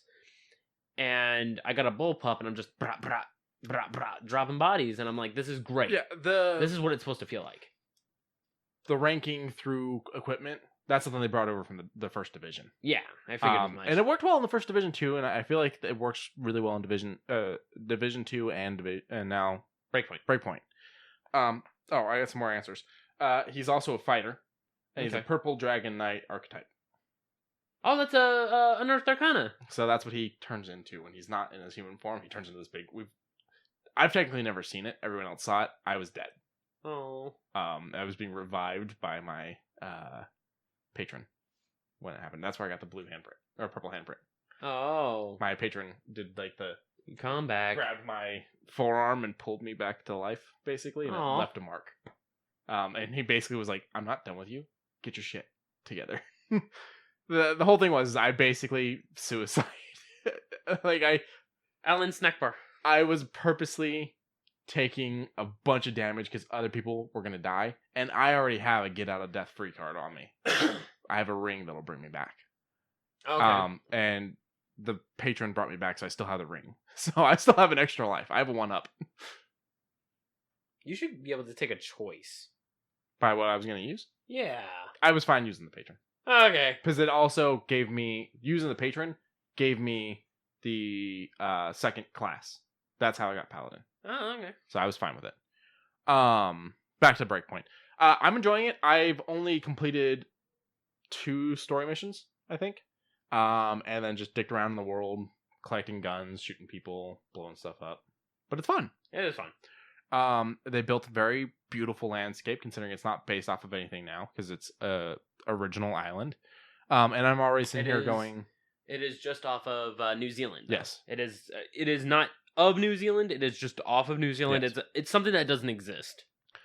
Which probably comes from the fact that when they based the last game off of Bolivia, the government got very upset because they felt it was a comment about their country being full of nothing but drug cartels. And they tried to make a move against, I don't know if it was like a lawsuit or what, against Ubisoft, but it didn't really go over. But I think that's why they went, we're going to make a place next time, because apparently people get pissed off when you say their country shit. I'm not saying Bolivia shit. I'm just saying that's what happened. That's what happened. I'm already sitting here going, I want number 3. Ghost Raccoon? Yeah. Like, I'm enjoying Breakpoint enough that I don't want the franchise done yet. I think the only other thing that bothers me is you're Nomad, I believe. You are Nomad. With a completely different voice actor, and you can't make your face look like your previous character. That, and where's Karen? Bowman. Oh, at the end of the game, they deal with that. Well, spoilers for the end of Wildlands, she goes to prison. For the first ending. Second ending, she doesn't. What happens to the second ending? Second ending is kind of like 90s action movie, kind of, where she doesn't kill him, but takes him in and does an actual takeout. But then at the very, very end scene, she does like the cool arms over the chest pose. Yeah, I don't think that one's going to be the canon one. Well, I think the other one where she kills him, goes to prison, I think that's the canon one. But either way, you don't have a handler because you guys were all headed to this island when you were attacked. Yeah, they were sending so many ghosts to this island. Yeah, it was supposed to be just a regular recon double set. Yeah, because the ship was sunk. Yeah, it was just supposed to be a double set. One was supposed to go in before just to make sure. Which is why you don't have a handler. So even if she didn't go to prison, but you still wouldn't have a handler. Well, technically you do with the old man. Technically, I said it reminded me of Mac, and he goes, "Gee, thanks." I don't know. I like it. It's comfortable, but I would still like Bowman or someone to talk to us while we're dancing. You want someone to make comments on what you've completed. I get that. Or like when you're finding stuff to be like, oh, that's what you found. What the fuck, you know? Yeah. I'm excited to also see what events are going to be coming up. Yeah, because I'm sure we're going to get something for Siege 2. I doubt we'll get anything for Division 2. I would love it if we got another Splinter Cell game. Hopefully we get a new Splinter Cell game, and so he'll show up in that. because we had the Splinter Cell level, which is the only thing I don't have completed, which is why I don't have my fucking achievement for 100%ing that goddamn game. But he showed up in Sam Fisher showed up in the first Wildlands, but we never got a new Splinter Cell game. Mm-mm.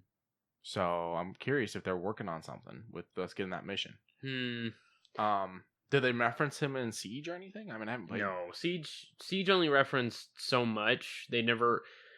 You want to know the funny thing? They didn't reference another Ubisoft game with that mission. They referenced fucking Metal Gear. That's funny. Yeah. But then when the Siege characters came in and we learned that there was a power couple between, I think it's Twitch and Caveira, and then I was like, whoa, that blows my mind. And then you see Valkyrie and you hear Echo off in the distance, and there's one more. IQ? I don't know. There's another rainbow unit that is a part of that whole subsection. Yeah. And I mean, me and Goon loved those missions. Yeah. They were probably the best missions aside from the Predator mission. Predator mission was such a pain in the ass. It was such a pain in the ass, but we loved it. Yeah. I have to go back and recomplete that. I don't think it counted for my character when I did it with the other guys. Your whole fucking game is bugged. It was because we would all jump in. It would be different people hosting and constantly like back and forth on what missions we're going to do. And sometimes, when someone in the level, like someone in your group triggers a mission, you get a thing that says accept the mission. If you don't hit that, you can be with them and finish the mission, but you never accepted the mission, so it doesn't count. Oh, so you never did that? I don't think I did. Yeah, because the Jungle Moved is still showing up on my map as an uncompleted mission. That one and the Sam Fisher, they're the only ones that aren't showing up completed. Interesting. And the Sam Fisher one, I know I never finished. Mm. I've died so many times trying to do that one. Yeah. I think recently we may have... Actually, I take it back. I think we just finished the Sam Fisher one before we started playing Breakpoint. We kind of half-assed it. Basically, one of us went and got a helicopter and just... Once the guns are live, only one of us snuck in, while the other two hung outside. And then one of us went and got a helicopter and just started shooting everyone, and then landed the helicopter, and we got into it and left. I think that's how we did the Sam Fisher mission. Yeah, I was up on the roof of the building that Sam Fisher was on, because no one can get up there. It is a non-accessible area. Yeah. Parachuted in. And yeah, parachuted in, landed there. Goon snuck in through the bottom. Triggered Sam, and just hunkered. Yeah. Because I was medic. I love the fucking field medic. It's so good. Something I'm missing in Division 2 from the first division was how the medic worked in that. But we'll talk about that in a minute. Okay. But I would just stay up top. He would go in with a grenade launcher and like an HTI sniper rifle and just blow up vehicles as they were coming in. And as soon as the mission said it was done, he would go down, teleport away. I would fast travel to him as soon as all of the vehicles were gone, because I would then switch from field medic to explosive drone, throw my drones out, blow them all up. As soon as that reticle around the map disappeared to yellow or white, I was out. We finished that mission. Gotcha. We cheesed the shit out of it. Yeah, that's basically what we did, in a sense, by having the helicopter come in. Yeah, we had to. Then one of us also has that that fucking sniper rifle that drops helicopters with one shot. The HDI? Yeah. Yeah, it's so good. I can take him with the sniper rifle I have right now in Breakpoint. I can take him down in 3. It's not like you don't have crossplay between Wildlands and PC, do you? Nope. Damn, I was gonna say you, Goon, and me should do Predator so I can have it completed, because it's gonna be hard to convince the two guys to get back on Wildlands to do Predator. And I want that fucking achievement. I mean, I have it on. I still have it downloaded on. Yeah, but the two of us trying to take Predator on with you being such a lower level. I know exactly right where to sit. I just need 2 guns, and I can do it. Okay, we'll do it eventually. So yeah, I say get the game. It's got a bad review on Metacritic. With 289 people giving it negative, 25 giving it mixed, 95 saying positive. Critic reviews, it got 14 negative, 35 mixed, and 6 positive. I'm saying I'm in the positive. I'm not even in the mix with the few problems I've had. But what I did point out to you, if someone hates something, they're going to go and talk about it more than someone that loves something. Yeah. They turned into a looter shooter. Well, is that a problem? Shove more microtransactions. Did they? there's definitely stuff you can buy. I haven't had the urge to buy anything. I'm very happy with the guns I found in game. So, okay, when did this person? October 4th, 2019. I So feel the game was still pretty fresh. the game was still pretty fresh, and you say it's ruined by microtransaction and it's always online? Okay. It is always online. That is- part's a little annoying. You should. But at this point, you kind of have to be used to it. Yeah, it's just the way of the Desensitized. world. You know, they're pushing for always online for everything. They're pushing these consoles that stream games, even though people's internet can't handle it. The problem's gonna be is getting your city and your town to fix their internet. You know what I'm saying? Yeah, I do. The game seems to be intentionally designed to be grindy and boring, so that people will purchase their way through the grind via rampant microtransaction. I don't feel that. What grind? I mean, don't get me wrong. Going through the areas just to get your gear score up, sure, that could be considered a grind. But I enjoy There's it. guns and freaking equipment everywhere, Yeah. and I love going and finding the different clothes. Yeah, So same. that you can change out what your character's wearing. Also, I have a scarf right now. James goes, "Where the fuck did you get that?" I'm like, "Ubisoft points," because I have the Ubisoft account. He's like, "Damn, I haven't checked mine yet," because he saw the scarf. And he's like, "I like that. What Yeah, the fuck?" I got the G36C Scout blueprint through it, and I'm like, that's my favorite weapon. And Oh, fact that, yeah. I got that. Ooh, I and just almost broke our table. and the fact that you can change that into a fucking it's a DMR variant. I'm like, hello. I played with it for a little bit. I was just then like I found a better gun that I really like. So I went with that. Yeah, but I'm just like that one Vine with Milton. I'm in danger.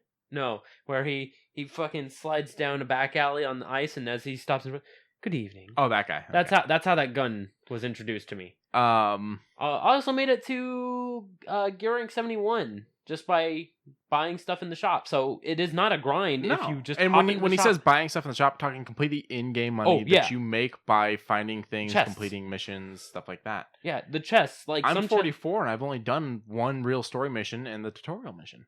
we did two together, and I did one on my own. No, And- I'm talking my main. Oh, your main run. dude? When me and you did stuff, we kind of just ran. We didn't really do much of anything.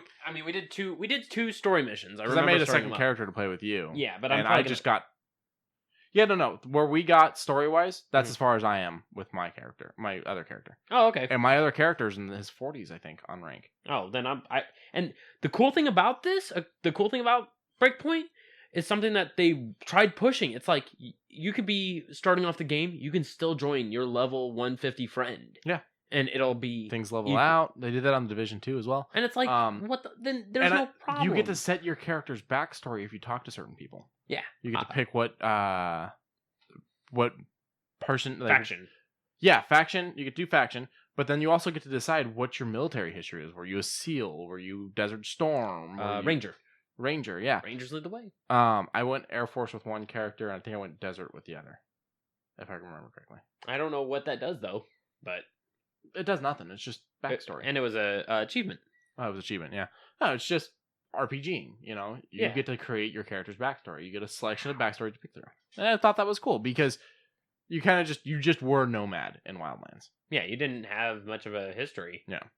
So I say get it. I think I say people are get it. being very unfair. Yet again, there's another person here. The microtransactions are unacceptable, especially because you pay $60 for the damn game. First of all, don't pay $60 for the game. Yeah. Get it on sale. Second of all, I have not paid any attention to the microtransactions. I know they're out there. I haven't looked at them at all. Mm-mm. I have no idea what the microtransaction section even looks like on that game. Mm. I've seen the one for the Division, because you have to open your clothing cache in the microtransaction area. Okay. But I still haven't done it. I looked at it a little bit when I was doing PvP.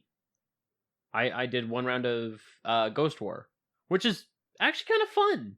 I actually had a good old time doing Ghost War. So now here's one here. I paid for the gold edition, and yet they want to sell me every gun in the game. I already paid for them, and these guys have the nerve to charge again. Add to the requirement of online only, which makes no sense nor serves any purpose in a Ghost Recon game other than monetizing it.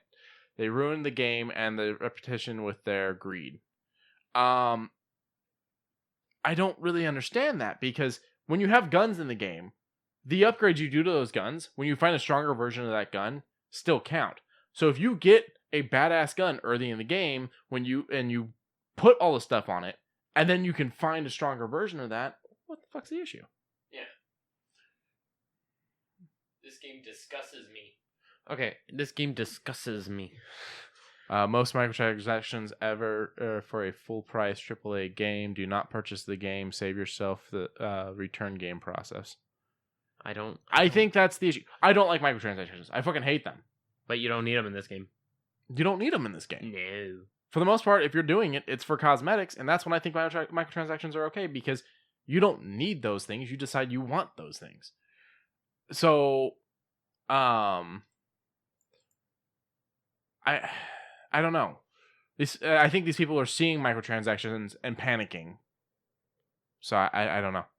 And there's someone there saying pay to win. I mean, how? It's not a compete game. You're not competing against each other. And you're not gonna. And headshots count in this game, so it doesn't matter how good your gun is. A headshot's a fucking headshot. You know me. I took the pistolier perk, and all I'm using is my USP or my. Yeah, I know you. I keep having to revive your ass because no, I'm joking. You're not wrong, but no, actually, I think you've revived me more because I'm like, I'm gonna get shot to death. Yeah, but it's because I snipe from a position I think is good, and I realize, oh, they can reach me. Snipers in this game, I feel, are a bit more difficult in this one than in Wildlands. Yeah, the snipers in Division 2 are a fucking bitch, dude. Oh, and also on top of that, some of the sniper positions are replaced with fucking rocket launchers in Breakpoint. I'm like, that's not good. Yeah, rocket launchers have been kind of fucking me up. So yeah, but I'm excited for Saturday because then that means that it's going to be multiple of us. There'll be 4 of us. If Piper doesn't get on. If Piper gets on, it'll be the 4 of us until he goes to bed, and then you jump on. Okay. Because Piper gets on, he'll be on by like 10 o'clock. Okay. So yeah, I mean, I enjoy it. I've got another review I can do. I played this one, you didn't. The Division 2. I played a little bit of it. I think it fixed everything I disliked about the Division 1. It didn't fix what you like because you want headshots to count. And I understand that because I do. I understand that because with Borderlands, Wildlands, headshots count. And it makes the game easier.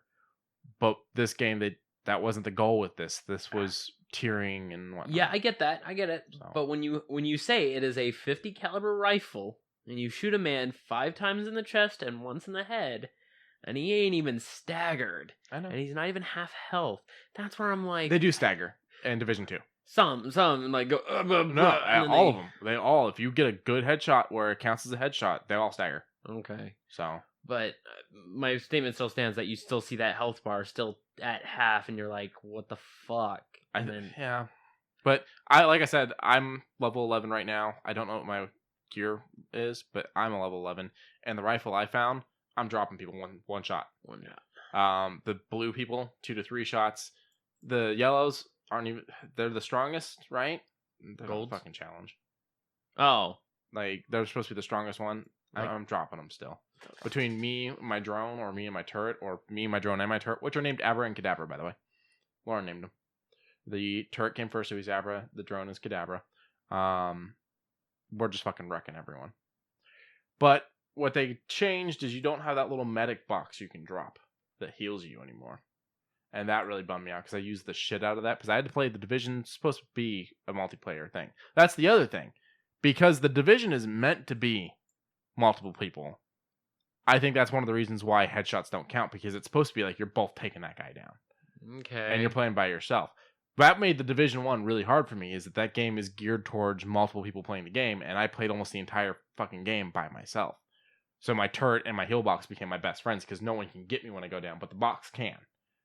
And no one else is shooting this guy, but my turret is. I made my team, you know? And the box is gone in the Division 2, and that kind of upsets me. But I really like the game. They did a really cool thing. The perks are really different, and I like it. So you can level your main thing up, the turret, and your drone, the seeker mine, all that stuff, whatever ones you pick. But then you have perks that you can go and put the points into. And the points aren't awarded for leveling up. The points are things you can find out. They're boxes you find out in the world or get from completing missions. You still level up, but this is extra. Building your character is extra shit. Yeah, that you find. And so, like, there's one that you can find early on that's double XP for headshots. even if it's not a kill shot, if you hit him in the head, you get the double XP for it. And then I think I sunk points into that one. I think I fully leveled up that perk because then it's headshots and it's other things from there. And so I'm just experiencing points to the fucking ass right now. So the perk system in that was pretty cool. I'm being a little harsh on it. Especially considering you didn't pay for it. No. I didn't. No, I played it before. Oh, did you? Yes. The Division 2? Yes. Okay. I played it through GameShare. Not yours. Gotcha. Someone else's. Well, no, GameShare is just Steam, so. Yeah. I'm enjoying it, and it hasn't crashed on me. It hasn't bugged out on me, except for one video at the beginning. I was invisible. Oh, yeah. The first cutscene. If you guys check Twitter, it's out there. There's 3 clips. And I was completely invisible in the cutscenes. So. Yeah. But that's our game reviews. I haven't really delved into the Witcher DLCs or Evil Within yet. I mean, Evil Within's been out for years. No one cares. I only bought it because my girlfriend wants me to play it. It's a good game. She likes like horror games. A lot of people hated it. First one? Yeah. First one was a bit rough, I will admit, but it served its purpose. I liked it. Well, plus it's Bethesda, so it's cool to hate it right now. Oh. Yeah. But if you got two, I would say is a little bit more. I didn't get 2 because even the bundle on Black Friday was a little bit more than I could spend. Okay. I mean, to be fair, probably Christmas sale, I'll probably drop Maybe. it down. Yeah. So I got number 1, and I figure I'll play that soon. So let's go through the rest of the game news. All right. So remember how we were talking about how Castlevania is getting a mobile game and it looks fucking amazing? Yeah, and we hate that because it's like, God damn, why do mobile games have to be good? Yeah, there's another mobile game. Unless you can use your Steam controller with mobile games. Ooh. The problem is your phone can't support shit for mobile games. You're right. Well, just yours apparently, because it can handle fucking everything else. Yeah, it's just one game. One game. There's a game right now called Another Eden, and it's like a Chrono Trigger like game. Cronenberg. Sure. It's very big fucked up body horror monsters. Sure. I mean, there are a couple in there. But it's a beautiful, beautiful game. And Atlas is doing a handshake with them, and you know what that means? We're getting Persona characters in this. So I'm super keen on wanting to download it just so I can get it. The trailer... Is it free? Yeah. Nice. It is a free game. And apparently you get Joker and Morgana for free, but all the other extra ones are going to be gacha style where you have to pay for their tickets or earn them in game. I don't know too much about it, but I mean, that caught my attention and I was like, what are you doing? And watching the trailer, it's got a 4.8 on Apple Store with 14,000 ratings. Yeah. So it's holding strong. Most of them are 5 stars, a good chunk are 4. Barely any 2s. 1 is just barely over 2, and 3 is just right around that same level. So it's doing good. People are loving it. Yeah. People like JRPG style games, and this one's something quick, simple. You do your dailies, that kind of thing. 3.9 gigs. That's a big boy. Comes with 5 languages: English, French, German, Japanese, Korean, and traditional Chinese. That's a big boy. Rated 12 and up. All right. But yeah, watching the trailer, you see everybody gets their personas. Yeah, here's the price range for you. Chrono Stones, $25.99. 250, $10. 125, $5. 1,050, $31.99. That's a 500. Big jump. Well, they're out of order. 500, $16.99. 3,250, $79.99. 1,000, $23.99. 2,000, $44.99, and 4,000, $79.99. Yeah, okay. They were out of order for some reason. It should have gone 10, 5, 17. No, wait. 10, 5. Wait. 1, 5, 10. 17. 24. 32. 44. 45. And then 2 different $80 packages. That's how it should have gone. They're all out of order, out of whack. So, I mean, even for, whatever you want to call it, whether it's pay to play or pay to win or whatever, those prices aren't too bad and nothing's requiring you because you can make the money in game. Now, here's my thing. I've never played Persona, as I've stated plenty of times on here. At what point does it feel like they're milking the game? and just need to release a new one. With Persona 5? That's what I'm talking about. Number 5 specifically. Yeah, number 5 specifically. I'm not going to lie or sugarcoat it. I feel like this is comfortable. Okay. I actually like it. But others, like you, might seem like this is, a bit like, why do they keep doing stuff with this? Because you've never played, but... I don't know, because the game has been out for 3 years now. Yes, and it's had crossovers with, I think, Summoner's War, and then now with this, and then you got Joker and Smash, and then you... Not having a sequel yet after 3 years isn't that bad. Isn't that bad? And I'm just surprised by the amount of crossovers and the amount of new content and things like that. That much makes you stop and go, I'm happy it's happening. Don't stop that. Oh, and Puzzles and Dragons. But if people were able to put that much work into side shit, I'm wondering how much work could have been put into a sequel. You're right, but then again, you already have everything already made out, and it's not your creative team working on it, it's their creative team. Which puts hopes that their creative team is working on something else. Okay. Even if it's 5.5, you know? Oh, yeah, it's not 5, it's like 5.9. It is, like, on the edge of another completed game, because apparently with all the extra content that Royal is adding, it's adding in a whole new chapter, and it explains a few things in the midst, and the very first dungeon you go through is, mild spoilers, in the heart of a gym teacher that is pushing the guys too hard, to the point where it's, like, dangerous, and he's kind of like a pedophile-ish. Okay.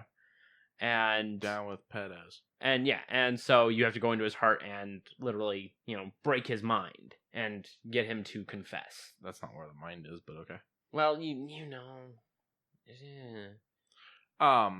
Do you have to play 1 through 4 to be able to play 5? Nope! That's nice. It'd be nice to, just because... Kind of like Mafia 2, where one of your hits is a guy you dealt with from Mafia 1, and that's really the only connection. Yeah. 1 and 2, I say, are a little rough.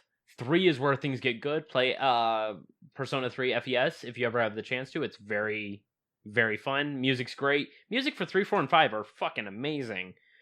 Persona 4, I think Golden is what it's called, is the...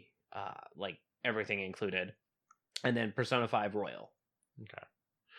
I've always thought that more games should do what they did with The Witcher and with Tekken, where they have a video or something at the beginning that recaps what previously happened. But see, that's the thing. They're distant connected. They're not direct connected. Okay. You can try and connect them, considering like Persona 4 Arena has them fighting against each other from Persona 3 and Persona 4, so you see them fight against each other and all that shit. But they're not connected in any way, shape, or form. So it's like, do you connect them? Do you not connect them? One's in Shibuya, one's in Akihabara. What do you do? No. Do you have more gaming news? I do. All right, go ahead. So, for those of you who know, I love fucking League of Legends, and all of the anniversary stuff I got, such as Anniversary. Haha. It's an Annie skin. I'm gonna throw myself out the window. That's fine. Bye. So there's gonna be yet another new champ by the end of this year. This means that this year we'll have the most champions released. If Aphelios finishes up by the end of this year, because we got so many. And also, do you think they're going to try to beat that number next year? I'm hoping. Like, they have a big creative team that's working on so many projects. But they've also got 2 other games they're working on. 4 other games they're working on. Oh. Yeah. I was talking 2 in League. Is it 4 in League? It's going to be 4. A fighting game, a first person, a card game that's still getting updates, and they're wanting TFT to be its own separate thing. So that's 4. Shit. They are working superbly, and this is 5. The regular League of Legends is 5. Well, technically it's 1. Oh my god! What? I'm not wrong. I'm gonna kick your ass. But I've already thrown myself out the window, so it doesn't matter. Goodbye, JoJo. So Aphelios is a very interesting kit. He is the only one that only has 2 abilities, but those abilities have strange ways of stacking. You can turn your shotgun into a rifle, turn the rifle into a flamethrower, turn the flamethrower into a knife. I don't know, man. That's interesting. Yeah, Flamethrower knife. pretty much. Or it should be. Yeah, you can combine him into various ways, and he's a very interesting character, considering he is very, he's very unique. He is of the moon, so he is like a Lunarian, so he's goes with Diana. Diana just got a rework too, so I'm excited to see how that works. I don't know. I'm very excited for where League is going right now. Do you think it's possible for someone new to get into League, or do you think everything's too fucking leveled up and insane for anyone to bother starting? For yourself, as an example? Yeah. I think I can teach you League. It's not... But I would need you. Like, I wouldn't just be able to jump in. No, I think you can learn on your own. Okay. It'd be a bit of a trek. Because I work with you on the podcast, that's already too much. No, yeah, you're right. But if you were to start with, let's say, Ophelius as your first champion, you're gonna be a little bit lost. Okay. If you started with Lee Sin, the one who's kicking Ophelius right now, I think that... But it's dying. Yeah, he's getting pretty messed up. But he gets lifesteal off of his knives. It's so weird. His kit is very unique and strange. But I'm not mad at it. It's just it is. I don't know how to really word it. It is something unique. He is new. Senna was something new, and I was super fucking happy when Senna came out, because I was like, when are we gonna get an actual double tag team style of push ADC support? And that's what it was. With Braum, it's hard to really push because you need a confident ADC. With Sion, you need a confident ADC. You need someone who can back you up. With Senna, no matter what, you're going to be confident. Okay. Like, you'll form that confidence. I didn't mean to go into that whole spiel. But I'm excited for Ophelius. He looks like he's a whole lot of fun. I'm very excited to see what will come out of him. So more League. Woo! More League! Do you have any more gaming news? I thought I did. My brain don't think good, though. I have a few. Okay. Oh, I do have something. Okay. The Rocket League Rocket Pass number 5 just came out. Okay. It is anime themed. Okay. I like it. Any good animes? It's Akira, mostly. One of my favorites. Sorry.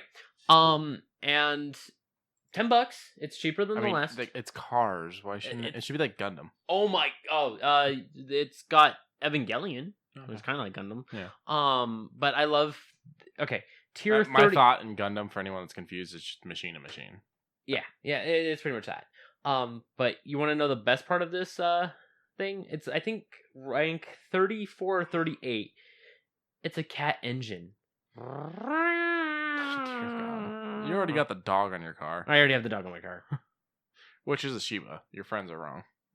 Yeah, it is a Shiba. That's totally a Shiba. It's not. It's I was watching your stream, and they're like, "That's not a Shiba." I'm like, "It's a Shiba." It's a Shiba. It's got the curly Q tail, and they're like, "No, it's a corgi. Corgis don't have tails. Corgis can have tails. The stubs. Yeah, that's normally clipping. But no, I had a corgi Russell mix, and I know what corgis are. Yeah. That ain't a corgi. That's Shiba. That's a Shiba. And with as much as the internet loves Shibas, trust me, it's a Shiba. Don't get me wrong, the internet loves corgis too, but they love Shibas. They love Shibas. So, good stuff in that pass then? Yeah, worth $10. I recommend it. I might be playing some more on probably Friday night as soon as I get home. Probably stream it. Twitch.tv/CliffXThirst. That is CliffXThurst. You gotta make sure you change your titles. Because What Is Your Daddy and What Does He Do was the title for more than one stream. That's fine. So, just saying. What is your daddy and who is your daddy and what does he do? That's what it was. Who's your daddy and what does he do? I saw a post and it was the kid from that saying, boys have penises, girls have vaginas. And then it was the meme where the guy's like, And it said 2019. Yeah. My gaming news. Yeah. Unless you have more. Did you have more? Nope, that's it. Okay. Go ahead. Later this month, you'll have the chance to own a speakeasy in Red Dead Online, which is cool, but also confusing because speakeasies are not from that timeline. They're not. Speakeasies would be a lot later in history. 50s? 40s, 50s? 40s, 50s. 6? I could be wrong. Prohibition. Just look it up. That works too. I was going to say Prohibition because that's when it started. Yeah, you're getting all the speakeasy themed bars and internet cafes and shit. Just type in Prohibition. 1920 to 1933. Wow. I was 20 years off. Wow. I was okay. I think I was thinking World Wars. Maybe. I don't know. I thought it was about that time too, because like that was when the Thompson was made, and so I was thinking Thompson's got to speakeasy. be older than that then. Really? Yeah, Thompson's got to be 1920s then. Wow. Yeah, it shows how well I did in history. Actually, I did amazing in history. That was my fucking class, which is hilarious. When a child gets taught history repeats itself, I say, okay, then I'll just learn it as it comes. Always for it to come back around. Yeah, like that's why I that was the only class I ever failed. Like I failed Spanish. I did. I think. Well, I, I passed Spanish. I failed Spanish too. Okay, I did C- in Spanish because I just kind of whittled my way by. Well, and get this, because the way Nevada schooling works, failing Spanish 2 was technically an honors class. There is no non-honors version of Spanish 2. My GPA fucking plummeted. Ooh. Yeah. Okay, well. Fuck school. Yeah. So yeah, later I read it online. We'll give you the chance to own a speakeasy later this month. You can check out their details. I still don't have Red Dead, so I'm not that interested in it. Yesterday was the 25th anniversary of the PlayStation. Fuck, I knew I had something else on my list I didn't write down. Which comes with a Guinness World Record holding for best-selling home console, going from the original PlayStation all the way up to the 4.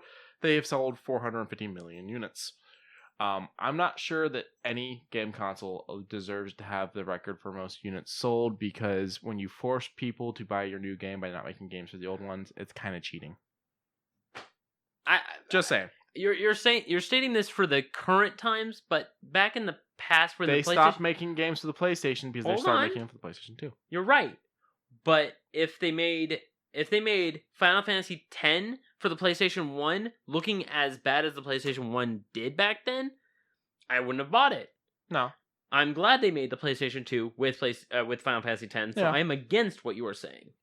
But as far as the current times of they're making a new console just to handle those strong games, I'm with you on that. But as far as the history of it, no, I'm against you on that.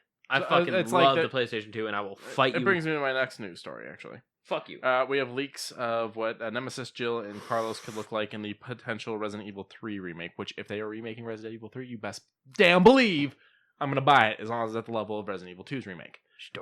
Stores. Now, here's where I have an issue. It's looking like Konami could have the game out next year. Capcom. My bad. That was a stupid fuck up. We were talking about. Yeah, sorry. I knew that too. Capcom could have the game out next year before the new consoles.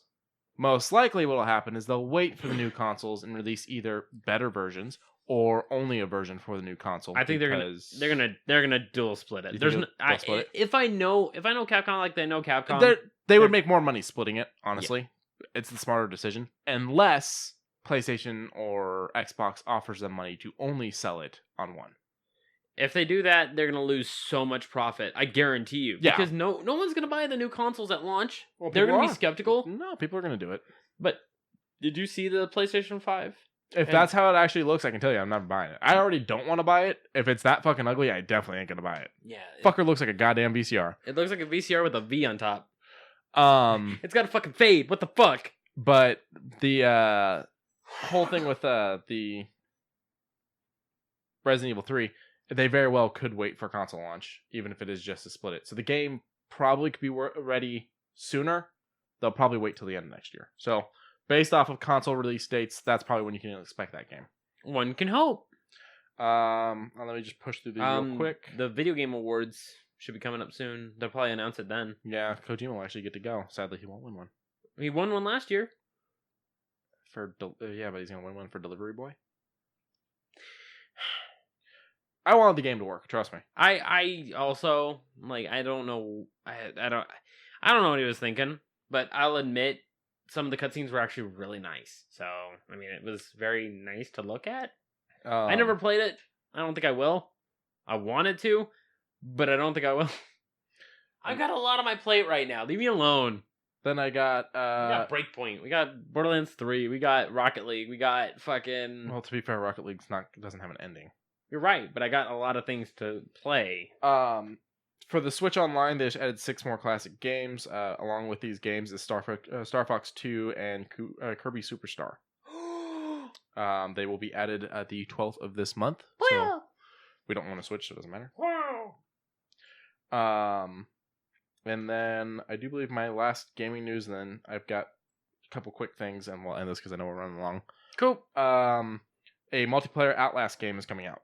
Yeah. Red Barrels announces the Outlast Trials, a survival horror for up to 4 players. And then Battlefront 2 Edition Celebrate Edition launches December 5th, so today includes over 350 customizations, items, Troos, content included, and BB-8 is now hero character. So a bunch of updates for that for anyone that's still playing. Cool. I installed mine for space. Cool. Outside of game news, Baby Yoda plushes May 27th, 2020. The reason why these were being delayed was they didn't want it leaked, so they didn't send anything to anyone about anything. Cool. Only the people working on the show knew about them. Cool. They knew what they were doing. Yeah, I mean, it sucks that they're not going to make the plushes right away for those of us that want them, but I'm willing to wait for high quality. And then rare Disney concept art is going up for auction, including production cells of Snow White, and it could fetch up to $25,000. Snow White's a big deal because it's the first feature-length animation film Disney did. And last but not least, this one kind of falls under television, but not. They're doing that big Crisis on Infinite Earth Arrowverse thing we've been slowly covering. Kevin Conroy finally gets to play live-action Batman, yada, yada, yada, right? Yes. To retcon a few things. Oh, no. They are releasing a special 100-page issues of DC's Crisis on Infinite Earth with tie-ins for the Arrowverse, so it can officially tie in with the comics. Is that good or bad? I think it's good. Okay, because you don't see every world that's infected by the Crisis anyways when reading Crisis, so it's very possible that they could have been there, except for the fact that they weren't because it wasn't created yet. I like the concept. Okay. This means that those TV shows are officially connected to the comics now. Even though they're forcing them to via these 200 bits. Yeah, but I mean, if I know DC's one good thing I can definitely say about DC is they really try to keep their comic price down. They are the cheapest comic out there. Those 100s are going to be cheap as fuck and well worth it. Okay. 100 pages and most of them very few to no ads and cheap price while being high grade paper, they'll be worth it. Okay. Coming from a comic book collection standpoint, I say go and get them. Do not get them with the concept of reselling them. Get them as wanting to add to your collection. Okay. Because they're gonna make a lot of these. Yeah. Never buy something like this expecting to make money off of it in the future. It's the indie shit that you read and has good writing and good drawings that could potentially be worth something. The only comic I have in there that I have a purpose of reselling maybe later on is issue 200 of Deadpool. Okay. The Death of Deadpool. Yeah. I mean, that'll be way down the line because they only made a select number of them. Mm-hmm. And I mean, that's if I want to. I still want to hang on to it, but if like a number rolled up and it said, hey, $800, I'll be persuaded. Issue 200? I think it's issue I 200. can tell you how much it's running right now. Okay. But, I mean, if I'm persuaded to sell any of those, not a problem. Any of the word journals, I'll probably be very hesitant unless I can get a big number out of it. Because I know some word journals are fucking hard to find. There's some Punisher 2099s that are fucking hard to find. And I'm like, I don't even collect it. And it's going for like $600, $700 for one issue. There was some of the I had seen a reprint of the first sighting of Punisher, the reprint variant, going for $80. And I'm like, why is a reprint going for $80 goddamn dollars? I cannot seem to find your issue. No? I'll have to pull it up. It's all right. Don't worry about it right now. I'm worried about it. Oh, bitch. I worry about everything in life. Yes, you're a very worrisome person. But that's what we got for news for you guys. My suggestion, if you ever are trying to collect something worth money, find out about the issues that they cancel last minute that have already been shipped to stores and look for them in the trash. Either that or they'll try and sell them for half price. No, actually, a lot of the times when these things happen, for instance, there was a fuck up where they sent out a comic and the center page, a very spoiler page, ended up being the cover instead of the cover. Oh. They told them, throw them in the trash now, do not sell them. If we find out you're selling them, you lose your right to sell comics. What? Yeah. Diamond will actually pull your right to sell comics. Wow. And then there was like a controversial issue where they were told to send them back. So those ones you can't get your hands on. Yeah, you found it. 250. Number 250? Number 250. Let me see. Yeah, that one I knew had a number of, and it was the last time that all of the worlds congressed to the center point. Basically, the Daredevil or Deadpool kills Deadpool, and it basically kind of meshes along with that. No, it's number 45. Number 45. 250 is how many? Yeah, number 45. Look at the. Oh. Yeah, that's why I'm having issues. Oh. It's 200, but it's 250, but AKA number 45. See it at the bottom? Yeah, I see it. Yeah, at the that's bottom. that's what you have to look it up under. That's why I was having trouble finding it. Oh. Well, okay. It doesn't help that it also has a big 250 on the front. $10. $10. Okay. Cover A goes for 20. Oh. Oh wait, no, sorry. Cover B goes for 20. You have cover A. I have cover A. Well, as said, this one, as far as I was told. Shit, cover C goes for 125 and cover E goes for 200. Yeah, no, I don't know what goes on. But I forgot to take this home the other day. Cover E is him making finger guns at the gauntlet. Huh. Oh no, it's Run Them Jewels. Okay. We don't run it. Yeah, see, I don't know shit. But, I mean, that's what we got for you guys, unless there's something else you want to say. He's typing. He can't focus. Oh my god, I can't. He's breaking. I can see smoke coming out of the head. Guys, I'm going to need a new partner. He's dead. Stop. Yeah. See? Okay. Yeah, I see. Yeah, that one goes for 250. That's a good cover, actually. 200, sorry. Okay, so we've caught up since Thanksgiving. Sorry we didn't have anything. Also, we are losing our contract with Loot Crate. Good riddance, I say, but I don't know how you feel about him. What, did we get an email? I didn't check. Yeah, no, it's on my personal. Oh, what'd they say? We're losing our contract at the end of November. Oh, it's already over. I mean, we already pulled the link. Yep. So. Yep. Whatever. Whatever. The company's dying. They're wanting to do a D&D crate, and I'm just like, there's better out there.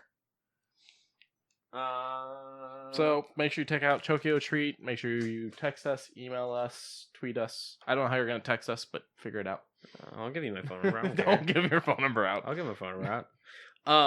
But also check out the Humble Bundle. It's about to switch on the 6th, so get it today if you want to get Soul Calibur 6, Yakuza Kiwami, which is the first one, but high definition, and My Time in Portia, which is a nice little run around, build it up, farming-esque game, with a nice little combat simulator in the middle. I like all three of these games, and I recommend them. $12, I get an $8 kickback. Go do it. And the $8 is in Humble Bundle credits. We're not actually lining his pocket. Oh, no. Don't worry. No. All right. But it'll give me money so that way I can buy Code Vein. Okay. Code Vein is enemy Dark Souls. Okay. Yeah, but we've covered it. Did we cover it? I think so. Oh, I never covered I it. think we talked about it. We talked about it. I wanted it. Yeah. But all right. Goon Thanks, guys. has it. Goon fucking has it. But motherfucking I don't have it. I want to fucking co-op with that shit. I'm about to cut his mic. Cut it, bitch. You right. gotta reach over here to get to the controls. No, I'm literally going to cut it. Oh. Oh. All right. Thanks, guys. Video games have microtransactions now?